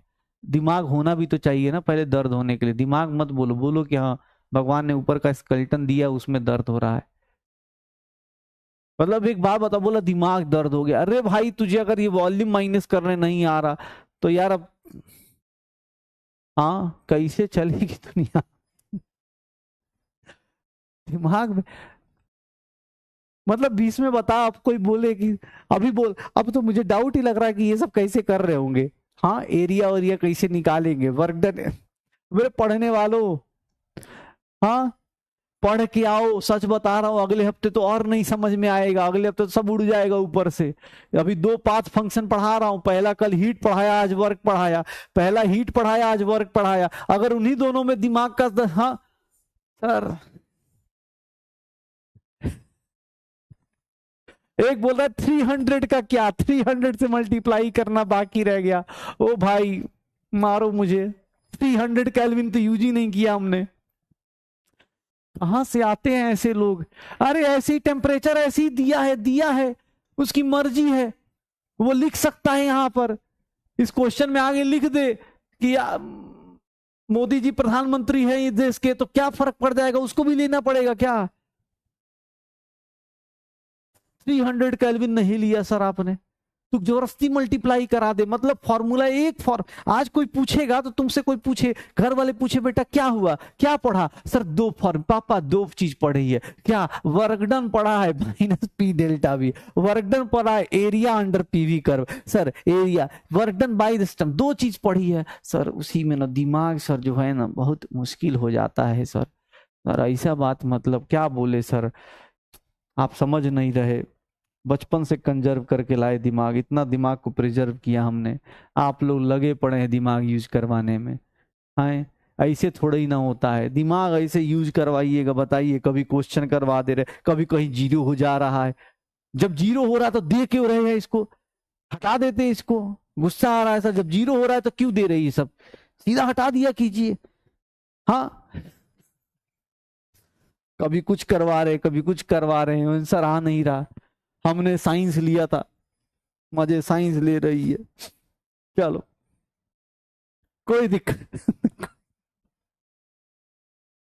चल अब देख तुझे कितनी खतरनाक सी पढ़ाऊंगा, रुक जा। हाँ देख देखो क्या होता है। अभी मैं बोल रहा था, अब लॉज ऑफ थर्मोडायनेमिक्स की बात कर रहे हैं। अब सुनो सुनो, कोई बात नहीं, अब पाथ फंक्शन जा गया, चला गया laws of thermodynamics. Laws of thermodynamics, laws of thermodynamics, thermodynamics के बेसिक टर्म्स हो गए, बेसिक टर्म्स हो गए, चले गए लॉज ऑफ थर्मोडायनेमिक्स में आते। लॉज ऑफ थर्मोडायनेमिक्स में देखोगे ना तो सर 4 लॉ पढ़ने हैं। पहला लॉ जो होता है उसको बोलते हैं zeroth law of thermodynamics, zeroth law of thermodynamics, zeroth law of thermodynamics. अभी बताता हूं, बहुत डिफिकल्ट लॉ है। फिर फर्स्ट लॉ आता है, फिर फर्स्ट लॉ ऑफ थर्मोडायनेमिक्स आता है। ध्यान से सुनिएगा, फर्स्ट लॉ ऑफ थर्मोडायनेमिक्स आता है, सबसे ज्यादा टाइम यही लेगा। जिस अब अगले हफ्ते यही चलेगा फर्स्ट लॉ, लेकिन हाँ उससे पहले सुनिएगा सेकंड लॉ और थर्ड लॉ। उस टाइम तक आते आते दिमाग का दही हो जाएगा। हाँ, second law of thermodynamics and fourth law of third law of thermodynamics, third law of thermodynamics. हम लोगों को 5 फंक्शन 2 ही पढ़ने थे, लेकिन अब धीरे धीरे हम इस चैप्टर में आगे चलेंगे, क्योंकि भैया हाँ आगे चलना काम होता है, ठीक है, यही होता है। सुनना, हाँ देख लो, इसीलिए बोलते हैं पाथ फंक्शन समझना थोड़ा मुश्किल होता है। मम्मी पापा को, टीचर को समझना थोड़ा मुश्किल होता है, रिश्तेदार जल्दी समझ में आ जाते हैं। हाँ, रिश्तेदार जल्दी समझ में आ जाते हैं कि क्या जिंदगी चल रही है। लॉज ऑफ थर्मोडायनेमिक्स, ठीक है, ये देखना। अब देखो मैं क्या लॉज ऑफ थर्मोडायनेमिक्स की बात कर रहा हूं, तो सर 4 टाइप के लॉज हैं, zeroth, first law, second law, third law, ये 4 लॉ हैं। हम लोग पहली बात करेंगे जीरोथ लॉ की। सुनना, जीरोथ लॉ को जीरोथ लॉ क्यों बोला, इसका रीजन भी तुम्हें पता चल जाएगा। इससे ज्यादा दिमाग जो है ना कहीं यूज नहीं करना भाई साहब। इतना डिफिकल्ट लॉ है ना, इतना डिफिकल्ट लॉ है, सोच भी नहीं सकते तुम लोग सोच भी नहीं सकते क्या। हाँ, जीरोथ लॉ ऑफ थर्मोडायनेमिक्स सुनना, पहले सुनना, पहले लॉ की शुरुआत। इसको जीरोथ लॉ क्यों बोला, क्योंकि भाई फर्स्ट से पहले आया। बोले जीरोथ लॉ क्यों बोला, फर्स्ट से पहले आ गया तो फर्स्ट से पहले जीरो आएगा, ठीक है, ठीक है। ये सुनना, zeroth law of thermodynamics, zeroth law of thermodynamics देखना, बड़ी बड़ी बातें बोलूं, ये किस पे बेस्ड है, सुनना सुनना। इट इज बेस्ड ऑन, ए भैया ये देखिएगा, इंग्लिश देखिए, it is based on law of, it is based on law of thermal equilibrium, law of thermal equilibrium. Thermal equilibrium का मतलब क्या होता है, अगर कोई बोले, ध्यान सुनना, अगर कोई बोले A and B are in thermal equilibrium, ध्यान सुनना, अगर कोई बोले कि A and B are in thermal equilibrium, समझ जाना कि थर्मल इक्विलिब्रियम का मतलब temperature of A is equals to temperature of B. Thermal equilibrium का मतलब क्या होता है, सुनना, थर्मल इक्विलिब्रियम का मतलब कि टेम्परेचर बराबर हो। देख रहे हो, अगर मैं बोलता हूं कि मैं और तुम थर्मल इक्विलिब्रियम में हैं, मतलब हम दोनों का टेम्परेचर क्या होगा, बराबर होगा। ये बड़ी बात सोच रहे हो, कितनी बड़ी बात आ गई। Thermal equilibrium, sir thermal equilibrium का मतलब टेम्परेचर का बराबर होना, टेम्परेचर का बराबर होना। फर्स्ट लॉ बताऊं, इतना डिफिकल्ट लॉ शायद तुम लोग समझ पाओ। फर्स्ट लॉ क्या बोलता है, फर्स्ट लॉ क्या बोलता है, फर्स्ट लॉ क्या बोलता है कि अगर A and B thermal equilibrium में है और A and C are in thermal equilibrium, देखना बेटा इतना डिफिकल्ट लॉ कभी नहीं पढ़ा होगा। Sir A and B are in thermal equilibrium, तो ए एंड सी अगर ए बी के साथ थर्मल इक्विलिब्रियम में है, ए सी के साथ थर्मल इक्विलिब्रियम में है, तो क्या सर जीरोथ लॉ क्या बोलता है, अकॉर्डिंग टू जीरोथ लॉ, ध्यान से देखिएगा, according to zeroth law, according to zeroth law, according to zeroth law of thermodynamics, according to zeroth law of thermodynamics, according to zeroth law of thermodynamics, B and C must be, B and C must be in thermal equilibrium, मतलब must be in thermal equilibrium। सोच लो, अगर ये zeroth law नहीं आता तो तुम लोग शायद बता नहीं पाते कि बी और सी थर्मल इक्विलिब्रियम में है। मतलब ए बी के बराबर है, ए सी के बराबर है, अकॉर्डिंग टू जीरोथ लॉ क्या बोल रहा है कि sir according to zeroth law of thermodynamics B and C thermal equilibrium के बराबर होंगे। बताइए, इतना डिफिकल्ट लॉ, दिमाग देख रहे हो, बताओ नाम। हो जाएगा। ये सोच रहे हो ये क्या है? अगर ये तुम्हें नहीं बताता मैं तो तुम शायद भटक जाते ना, तुम्हें पता ही नहीं चलता। ए बी के बराबर, ए सी के बराबर, अब बोल रहा है बताइए ए और बी जब बराबर होंगे, ए और सी जब थर्मल इक्विलिब्रियम में होंगे तो बी और सी भी क्या होंगे? थर्मल इक्विलिब्रियम में होंगे। इसी को जीरोथ लॉ कहते हैं, इसी को जीरोथ लॉ कहते हैं। देख रहे हो, इसीलिए इसके नाम क्या है, क्या लगाया? जीरो। मतलब इतना हार्ड लॉ कभी पढ़ा है? इतना हार्ड लॉ कभी पढ़ा है? देख, अब देख लो, अब यही सब इतना ही हार्ड कॉन्सेप्ट होता है। जब जिंदगी हार्ड हो जाए तो यही सब कॉन्सेप्ट आता है। बताओ, वर्क डन निकलवाया वो हार्ड नहीं था, ये सब हार्ड है। कैसे सर? देख लीजिए। अब तुम बोल रहे हो ना हार्ड नहीं है, रुको रुको, अभी बोल रहे हो ना कि हार्ड नहीं है, रुक जाओ, ये लो स्टेटमेंट दिखाता हूं। लिख लिया क्या जल्दी? स्टेटमेंट देखोगे ना, इंग्लिश में दिखाता हूं, बेहोश ना हो गए तब बोलना। इसकी इज्जत तुम लोग कम कर रहे हो ना, इसकी इज्जत तुम लोग कम कर रहे हो ना। ये देखना, इंग्लिश देखो। किसका? This law states that. अब देखो, थोड़ा ऐसे पढ़ो इंग्लिश, कहना वही चाह रहा है लेकिन इंग्लिश में लिखा है, थोड़ा अच्छा लग रहा है ना।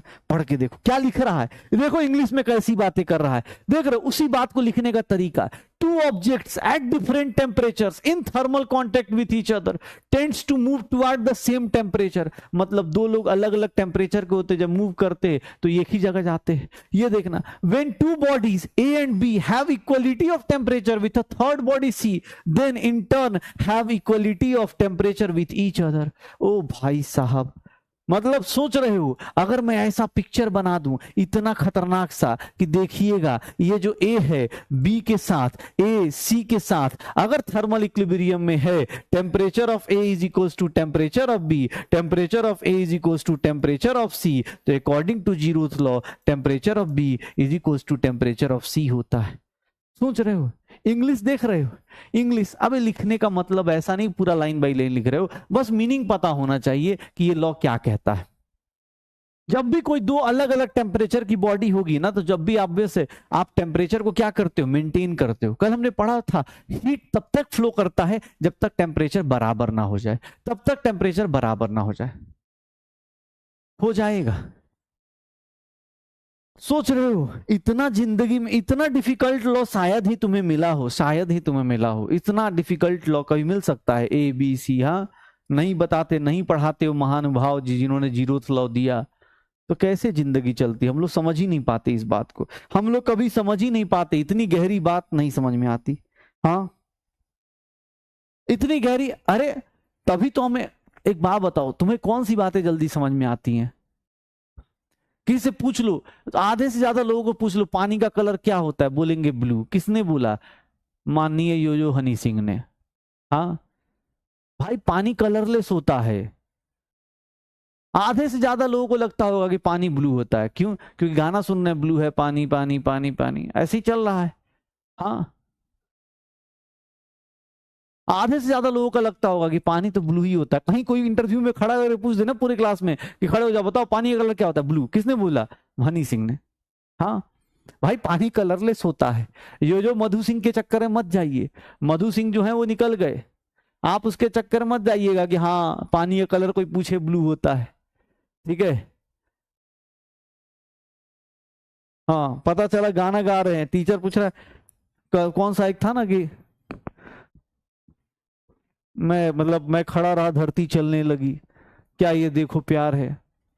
टीचर मार के बोलेगा भूकंप है बेटा, वो प्यार नहीं है, वो भूकंप है। अगर तुम खड़े हो धरती चल रही है तो उसको भूकंप बोलते हैं। ठीक है, हाँ चलो जीरो तो लॉ की। हाँ मैं ठहरा रहा जमी चलने लगी, ऐसे करे गाना था। हाँ तो देख लो, वो भूकंप कहलाता है। ऐसी चीजें, ऐसा नहीं है। मतलब एक कहीं मैंने लाइन पढ़ी थी, मैंने शायद उसमें इंस्टाग्राम पे भेजा भी था बच्चों को ना, हमारा स्पैमर जो था, हाँ स्पैमर जो था, उसने एक उसके ऊपर एक शायरी थी मुझे याद आई, कुछ तो था कि मैं प्यार लिखता रहा, मैं प्यार लिखता रहा, वो प्याज पड़ती रही। मैं प्यार लिखता रहा, डॉक्टर साहब की तरह राइटिंग होगी। मैं प्यार लिखता रहा, मैं प्यार लिखता रहा, वो प्याज पड़ती रही। साला एक अल्फाबेट ने पूरे मोहब्बत का सलाद बना दिया। ठीक है, मैं प्यार लिखता रहा, वो प्याज पड़ती रही। एक अल्फाबेट ने पूरे मोहब्बत का सलाद बना दिया। चलो ठीक है, तो ये होता है। बताओ, चलो स्टार्ट करते हैं स्टार्ट करते। हाँ, तो आगे से कहीं भी देखो, अब इस तरह की बात, अब ये भी बात नहीं बोला जाता, पता चला हमारा भाई सोच रहा है कैसे हो गया होगा। अभी कुछ लोग होंगे भी कहीं कहीं ऐसा ना सोच रहे हो कि बी और सी बराबर कैसे हुए, कि बी और सी बराबर कैसे हुए, ये लोग हैं कौन जो हंस रहे हैं। एक सोच रहा होगा पानी का कलर ब्लू तो होता है, मैंने समंदर के किनारे मूवीज में देखा है ब्लू होता है, ये टीचर फर्जी है, पानी ब्लू होता है। तो बेटा घर का पानी कलरलेस कैसे हो जाता है? ठीक है चलो देखते, शुरू करें। देखना अपने पास, अब थर्मल इक्विलिब्रियम जब पढ़ते हैं तो यहीं पर आता है thermodynamic equilibrium. Thermodynamic equilibrium, thermodynamic equilibrium क्या बोलते हैं, ध्यान सुनना। थर्मोडायनेमिक इक्विलिब्रियम वर्ड यूज कर दे, थर्मल इक्विलिब्रियम और थर्मोडायनेमिक इक्विलिब्रियम मीनिंग दोनों अलग अलग है, ध्यान सुनना।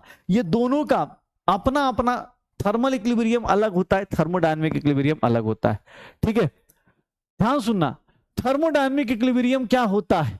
थर्मोडायनेमिक इक्विलिब्रियम मतलब कि सर यहां पर क्या होगा, यहां पर थर्मल इक्विलिब्रियम भी होना चाहिए, यहां पर तीन चीजें कंडीशन सेटिस्फाई करनी चाहिए। थर्मल इक्विलिब्रियम होना चाहिए, थर्मल इक्विलिब्रियम मतलब टेम्परेचर क्या होना चाहिए, बराबर होना चाहिए, थर्मल इक्विलिब्रियम होना चाहिए। थर्मोडायनेमिक इक्विलिब्रियम का मतलब बोला जाता है, अगर हम थर्मोडायनेमिक इक्विलिब्रियम बोलेंगे तो उसके अंदर तीनों कंडीशन सेटिस्फाई करनी चाहिए। मतलब उसके अंदर थर्मल इक्विलिब्रियम होना चाहिए, उसके अंदर नेट फोर्स जो होना चाहिए वो जीरो होना चाहिए, मतलब मैकेनिकल इक्विलिब्रियम आना चाहिए, उसके अंदर क्या होना चाहिए, मैकेनिकल इक्विलिब्रियम आना चाहिए। हाँ, तो डॉक्टर साहब डॉक्टर बनने के बाद मैसेज करने से पहले सही से मैसेज करना ना। अब तुम ऐसे ऐसे लिखोगे, बोल रहा कैसे हो गया, डॉक्टर लोगों को देखते हो ना। हाँ, तो ज्यादा फास्ट नहीं लिखना है, नहीं तो हो सकता है प्यार का प्याज भी हो सकता है भाई। ठीक है, ये देख देख लो, ये देख लो, ये देखना अपने पास थर्मल इक्विलिब्रियम मैकेनिकल इक्विलिब्रियम के साथ। एक बोल रहा है सर फील करके देखिए उसको कितना पे बुरा लगा होगा। तो भाई सलाद तो उसी ने बनाया ना, सोचो वो क्या लिखता होगा। हाँ, मैं तुम्हें बहुत प्याज देता हूं, ठीक है, मैं तुम्हें बहुत प्याज करता हूं, ठीक है मैं थर्मल इक्विलिब्रियम मैकेनिकल इक्विलिब्रियम और कौन होगा अपने पास, तीन कंडीशन सेटिस्फाई करेगी तभी जाके हम बोलते हैं कि थर्मोडायनेमिक इक्विलिब्रियम है। थर्मोडायनेमिक इक्विलिब्रियम है मतलब यहां पर net rate of reaction, net rate of reaction, net rate of reaction कितना हो जाए, जीरो हो जाए, नेट रेट ऑफ रिएक्शन कितना हो जाए, जीरो हो जाए, तो इसको क्या बोल देंगे, केमिकल इक्विलिब्रियम। थर्मोडायनेमिक्स इक्विलिब्रियम कोई बोलेगा, अगर थर्मोडायनेमिक्स इक्विलिब्रियम कोई बोलेगा तो भाई क्या होगा, उसके अंदर तीन चीजें होनी चाहिए। क्या सर, उसका मैकेनिकल इक्विलिब्रियम होना चाहिए, उसका थर्मल इक्विलिब्रियम होना चाहिए, और उसका क्या होना चाहिए सर, केमिकल इक्विलिब्रियम होना चाहिए। क्यों? क्योंकि इसके अंदर, हाँ, प्याज दो प्याज लो हाँ, ऐसी गाना होगा ना, सोचो प्यार का प्याज बन जाए तो कितना मजा आएगा। ठीक है, प्याज दो प्याज लो, ठीक है। थर्मोडायनेमिक इक्विलिब्रियम की बात कर रहा था, थर्मल इक्विलिब्रियम में ये तीनों होंगे तभी हम बोलते हैं थर्मोडायनेमिक इक्विलिब्रियम। कुछ लोग क्या करते, कुछ लोग क्या करते थर्मल इक्विलिब्रियम को ही क्या बोल देते, थर्मोडायनेमिक नहीं, इसको ये तीनों पार्ट मिला के बोलोगे तब होगा, ये तीनों मिला के होते हैं तब बोलते हैं थर्मोडायनेमिक इक्विलिब्रियम। तो वर्ड्स का ध्यान रखना, वर्ड्स का ध्यान रखना, हो जाएगा सर, श्योर हो। चले, हाँ, कहो ना प्याज है, हाँ, क्या तुम लोग क्या क्या फितूर बात, तुम लोग चैट बंद करो यार, फालतू का लिख रहे इसमें प्याज प्याज। हाँ,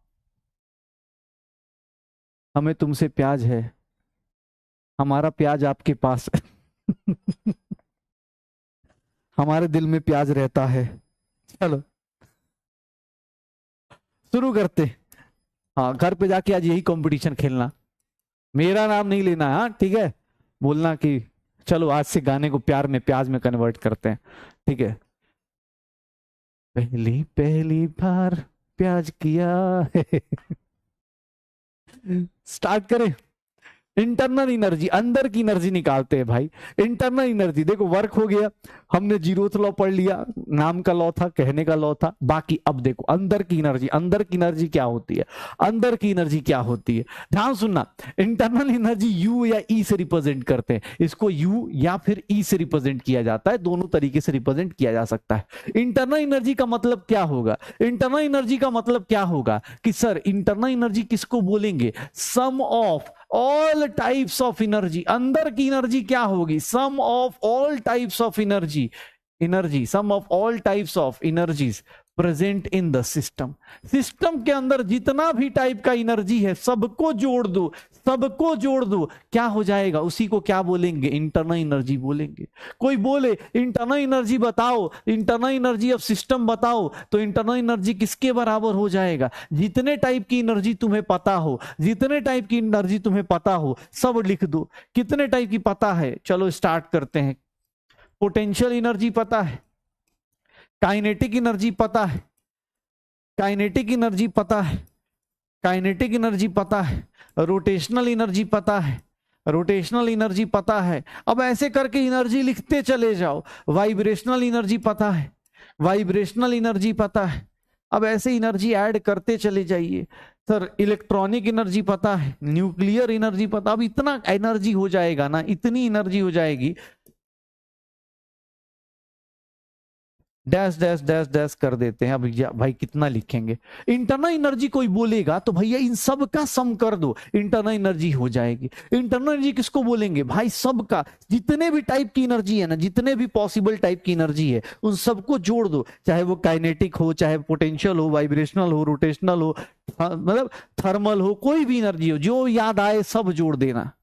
थर्मल हो, कोई भी एनर्जी हो, इन सबको जोड़ दो, इसी को क्या बोलेंगे, इंटरनल एनर्जी।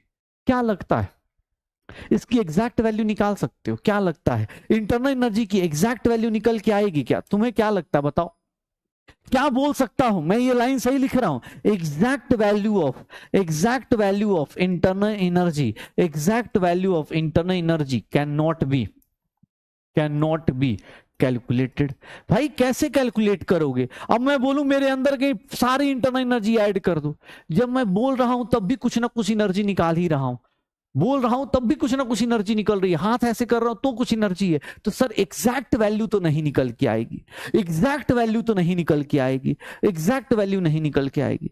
अच्छा एग्जैक्ट वैल्यू नहीं निकल के आएगी तो कोई बात नहीं, इंटरनल एनर्जी जिसको हम लोग किसकी तरह लिखेंगे, यू या ई से लिखेंगे। ध्यान सुनिएगा, इंटरनल एनर्जी जिसको हम लोग यू या ई से लिखते हैं, पहली बात इंटरनल एनर्जी याद करिए, अब ध्यान सुनिएगा, ये क्या है, स्टेट फंक्शन होता है। ये क्या होता है, स्टेट फंक्शन होता है। ये क्या होता है, स्टेट फंक्शन होता है। ये कौन सी प्रॉपर्टी होती है, एक्सटेंसिव प्रॉपर्टी होती है। क्या इस लाइन का मीनिंग समझ में आ गया कि अलग से फिर से बताना पड़ेगा। स्टेट फंक्शन मतलब, स्टेट फंक्शन मतलब, हाँ साउंड एनर्जी, भाई सब टाइप की एनर्जी, साउंड एनर्जी जितने टाइप की हो सकती है, साउंड एनर्जी जितने टाइप की एनर्जी सोच सकते हो सब हो जाएगा।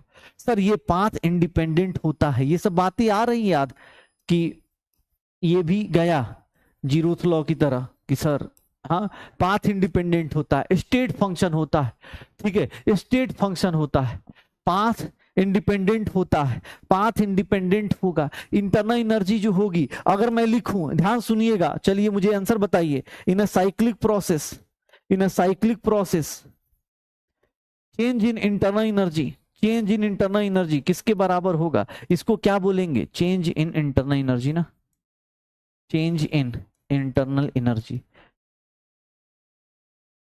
चेंज इन इंटरनल एनर्जी क्या होगा, चेंज इन इंटरनल एनर्जी कितना लेंगे जल्दी बताओ। साइक्लिक प्रोसेस का मतलब क्या हुआ, जहां से चले वहीं पर घूम के पहुंच गए। कल हमने बोला भी था कि सर साइक्लिक प्रोसेस में स्टेट फंक्शन का वैल्यू कितना हो जाता है, 0 हो जाता है। क्या अगर कोई साइक्लिक प्रोसेस है मतलब उसमें जितने भी स्टेट फंक्शन है उन सबकी वैल्यू क्या हो जाएगी, उन सबकी वैल्यू क्या हो जाएगी, 0 हो जाएगी। इसको रास्ते से कोई फर्क नहीं पड़ता, जिस रास्ते से जाओ कोई फर्क नहीं पड़ रहा, निकाल दोगे, कोई भी पाथ इंडिपेंडेंट है, तुम किसी भी रास्ते से जाओ कोई फर्क नहीं पड़ता, इंटरनल इनिशियल और फाइनल सेम है, तो इसके बीच में कोई इंटरनल एनर्जी का चेंज 0 होगा, हो जाएगा। अब सुनो ना,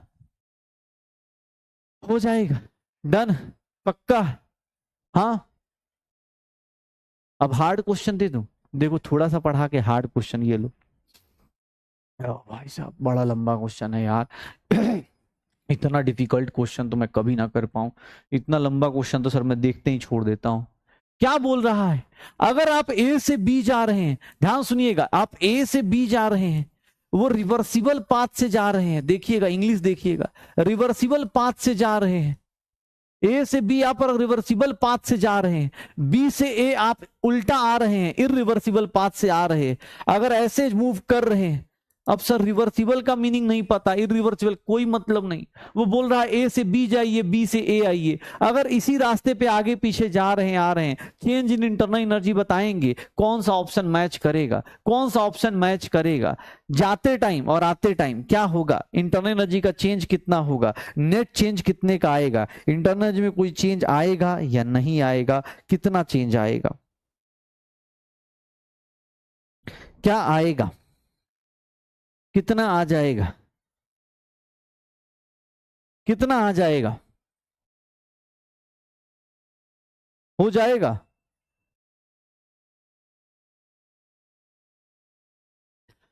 कितना हो जाएगा, 0 हो जाएगा। क्यों, क्योंकि भैया इसमें कुछ भी चेंज नहीं होना। सर ए से बी जा रहे हो, मान लो ये रहा तुम्हारा रास्ता ना, ए से बी जा रहे हो, ये रहा, ए से बी जा रहे हो, सर ऐसे जाएं या फिर अगर ऐसे आ गए तो इनिशियल और फाइनल क्या हो गया, सेम, कोई इंटरनल एनर्जी में चेंज नहीं, कोई इंटरनल एनर्जी में चेंज नहीं, कोई इंटरनल एनर्जी में चेंज नहीं आएगा। वेरी गुड, कोई इंटरनल एनर्जी में चेंज नहीं आएगा, तो क्या हो जाएगा अपने पास, यही होगा, पक्का हो जाएगा, डन, श्योर हो, चले आगे। हाँ तो बस गाना गाते रहिए, मुझे प्याज हुआ है। हाँ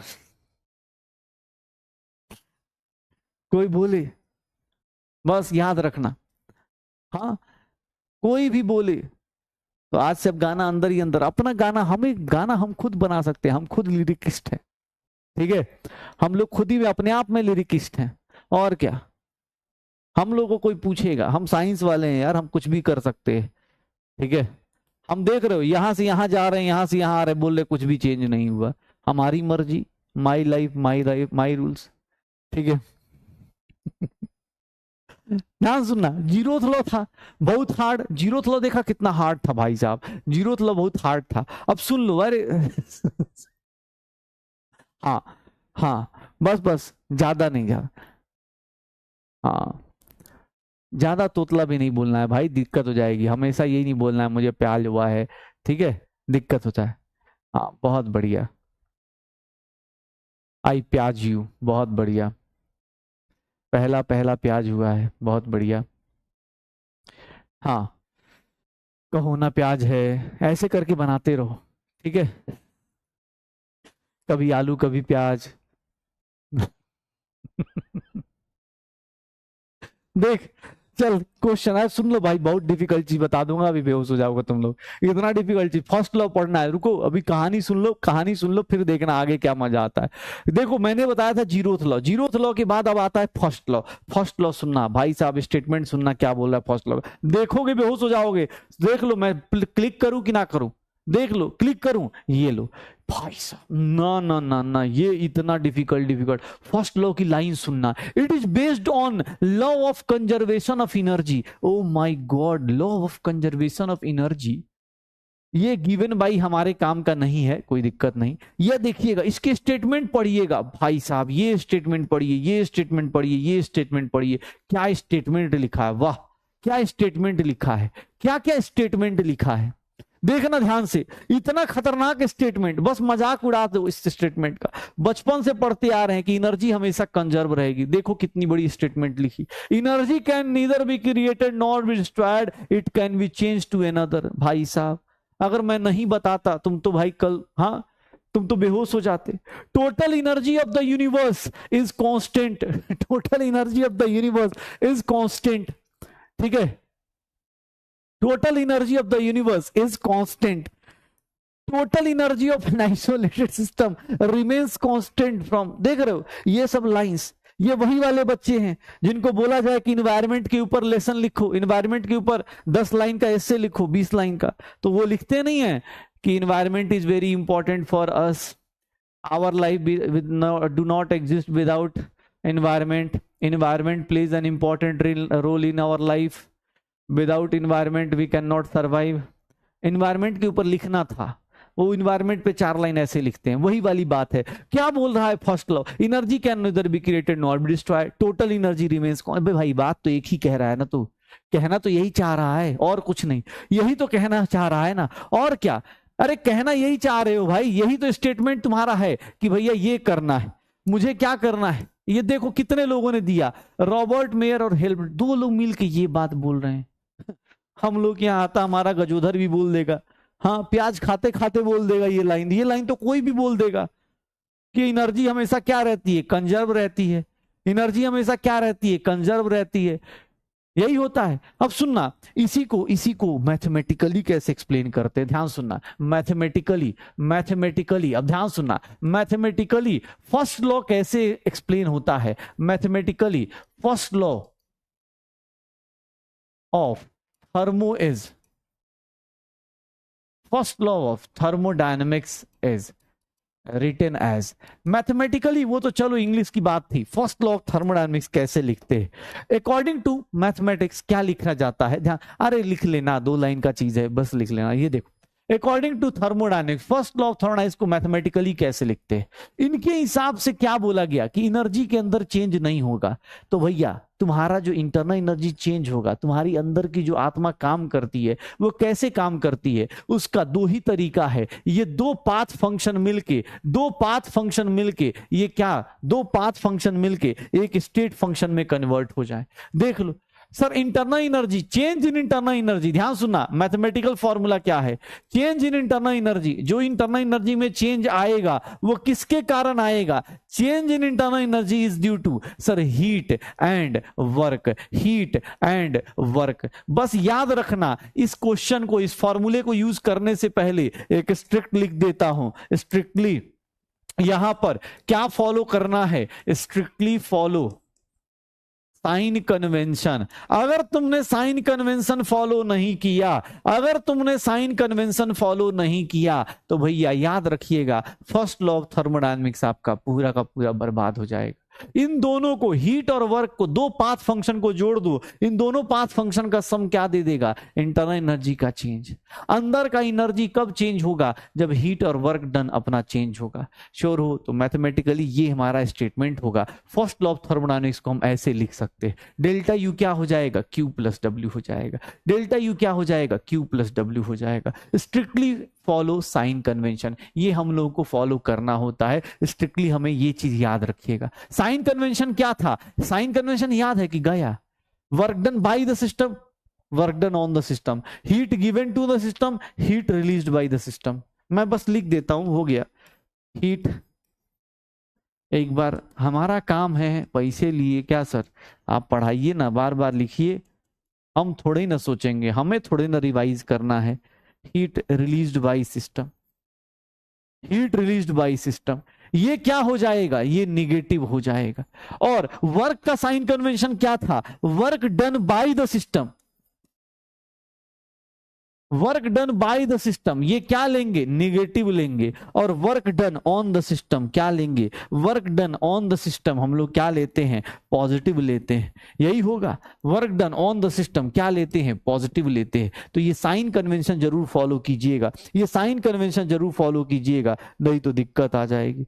ये साइन कन्वेंशन फॉलो करना है, नहीं तो पक्का दिक्कत आ जाएगी। ये फॉर्मूला बहुत ईजी सा है, कुछ नहीं करना, दोनों को ऐड कर दीजिए, डेल्टा यू निकल के आ जाएगा। लेकिन जब हम अगले मंडे को पहुंचेंगे वहां पर हम लोग देखेंगे किसको कितना याद रहता है। पक्का भाई, मेरी तरफ से बस इतना ही होमवर्क है। आप डीपीपी करिए चाहे ना करिए, मॉड्यूल कीजिए चाहे ना कीजिए, बस याद रखिएगा मॉड्यूल से क्वेश्चन दिया था शायद कल ना, मॉड्यूल से आपको क्वेश्चन करना है, मॉड्यूल से आप कर सकते हैं। लेकिन बस इतना रिक्वेस्ट है कि मंडे को जब आएंगे तो एकदम फ्रेश स्टार्ट करने मत आइएगा, नहीं तो दिक्कत हो जाएगी। थर्मोडायनेमिक्स कौन सा है, पहला ही है ना। मॉड्यूल में आप पढ़ सकते हैं पेज नंबर 1 से लेकर 5 तक। पहले तो रीड करना है, read module theory from page 1 to 5 ये रीड करना है ताकि थोड़ा सा आइडिया लग जाए। एक्सोथर्मिक एंडोथर्मिक बता चुका हूं मैं, बाकी 1 to 5 रीड करने के बाद 5 पेज आपका हो चुका। अबे खत्म हो भाई, कहाँ गया? देखिएगा क्वेश्चन एक्सरसाइज 1 में क्वेश्चंस की बात करते हैं तो क्वेश्चंस की बात क्या हो जाएगी? Question number 2, question number 2, question number 2 के बाद ये तो मैंने दे दिया था 16, क्वेश्चन नंबर 2 16। इसके बाद वर्क डन की बात कर रहा है ना, वर्क डन वाला क्वेश्चन कहाँ दिया है? 20 मॉड्यूल वाले क्वेश्चंस कर सकते हो, मॉड्यूल वाले क्वेश्चंस कर सकते हो।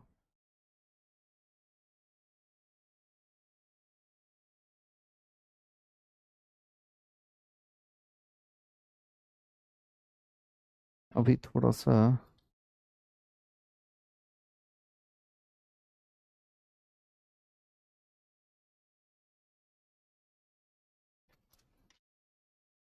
चलो अगली क्लास में देखते हैं। एक्सरसाइज 4 में,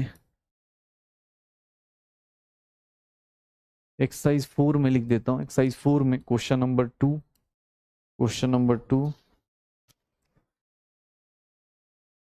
क्वेश्चन नंबर 2,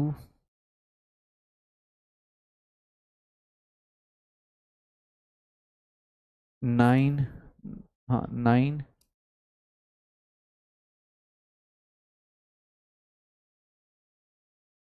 चलो इतना ही क्वेश्चन करो, 5 क्वेश्चन करने हैं, 5 उधर से, ठीक है। तो चलो भाई, अब हम लोगों के पास, अब हम लोगों के पास ये टॉपिक भी 3 दिन हो चुके हैं। मंडे से, अगले मंडे से भैया स्टार्ट हो जाएगा अपना, अगले मंडे से अब रियल लाइफ में फर्स्ट लॉ ऑफ थर्मोडायनेमिक्स। आज बस उसका बस देखा, स्टेटमेंट देख लिया कि हाँ भाई ये होता है। अब अगले अगले वीक से ये चैप्टर अपने फॉर्म में आ जाएगा। तो सत्संग वाला ज्ञान अब इस वीक में खत्म हो रहा है। अगले वीक में इसके और न्यूमेरिकल्स आएंगे, इसके और कैलकुलेशंस आएंगे। फिजिकल केमिस्ट्री अब 11th से, हाँ तो बेसिक से ही तो चल रहे हैं, और क्या इससे बेसिक क्या होता है यार? जीरोथ लॉ पढ़ा रहे हो, इससे ज्यादा क्या बेसिक पढ़ा है तुम्हें अब? ठीक है, लेकिन थोड़ा मेहनत करके आओ, आप भी बेसिक से मेहनत करके आओ तो यहाँ एसिडिक से मजा आएगा, अदरवाइज दिक्कत आ जाएगी। तो चलिए, मुझे आपसे बहुत सारा प्याज है और बहुत सारे प्याज को हम लोग एक साथ इकट्ठा करते रहेंगे और एक दूसरे को प्याज बांटते रहिए, प्याज बांटते रहिए, प्याज बढ़ाते रहिए, मिलते रहिए, मुस्कुराते रहिए। ओके ठीक है, तो चलिए इसी बात पे हमारे लिए कहो ना प्याज है। Okay bye bye.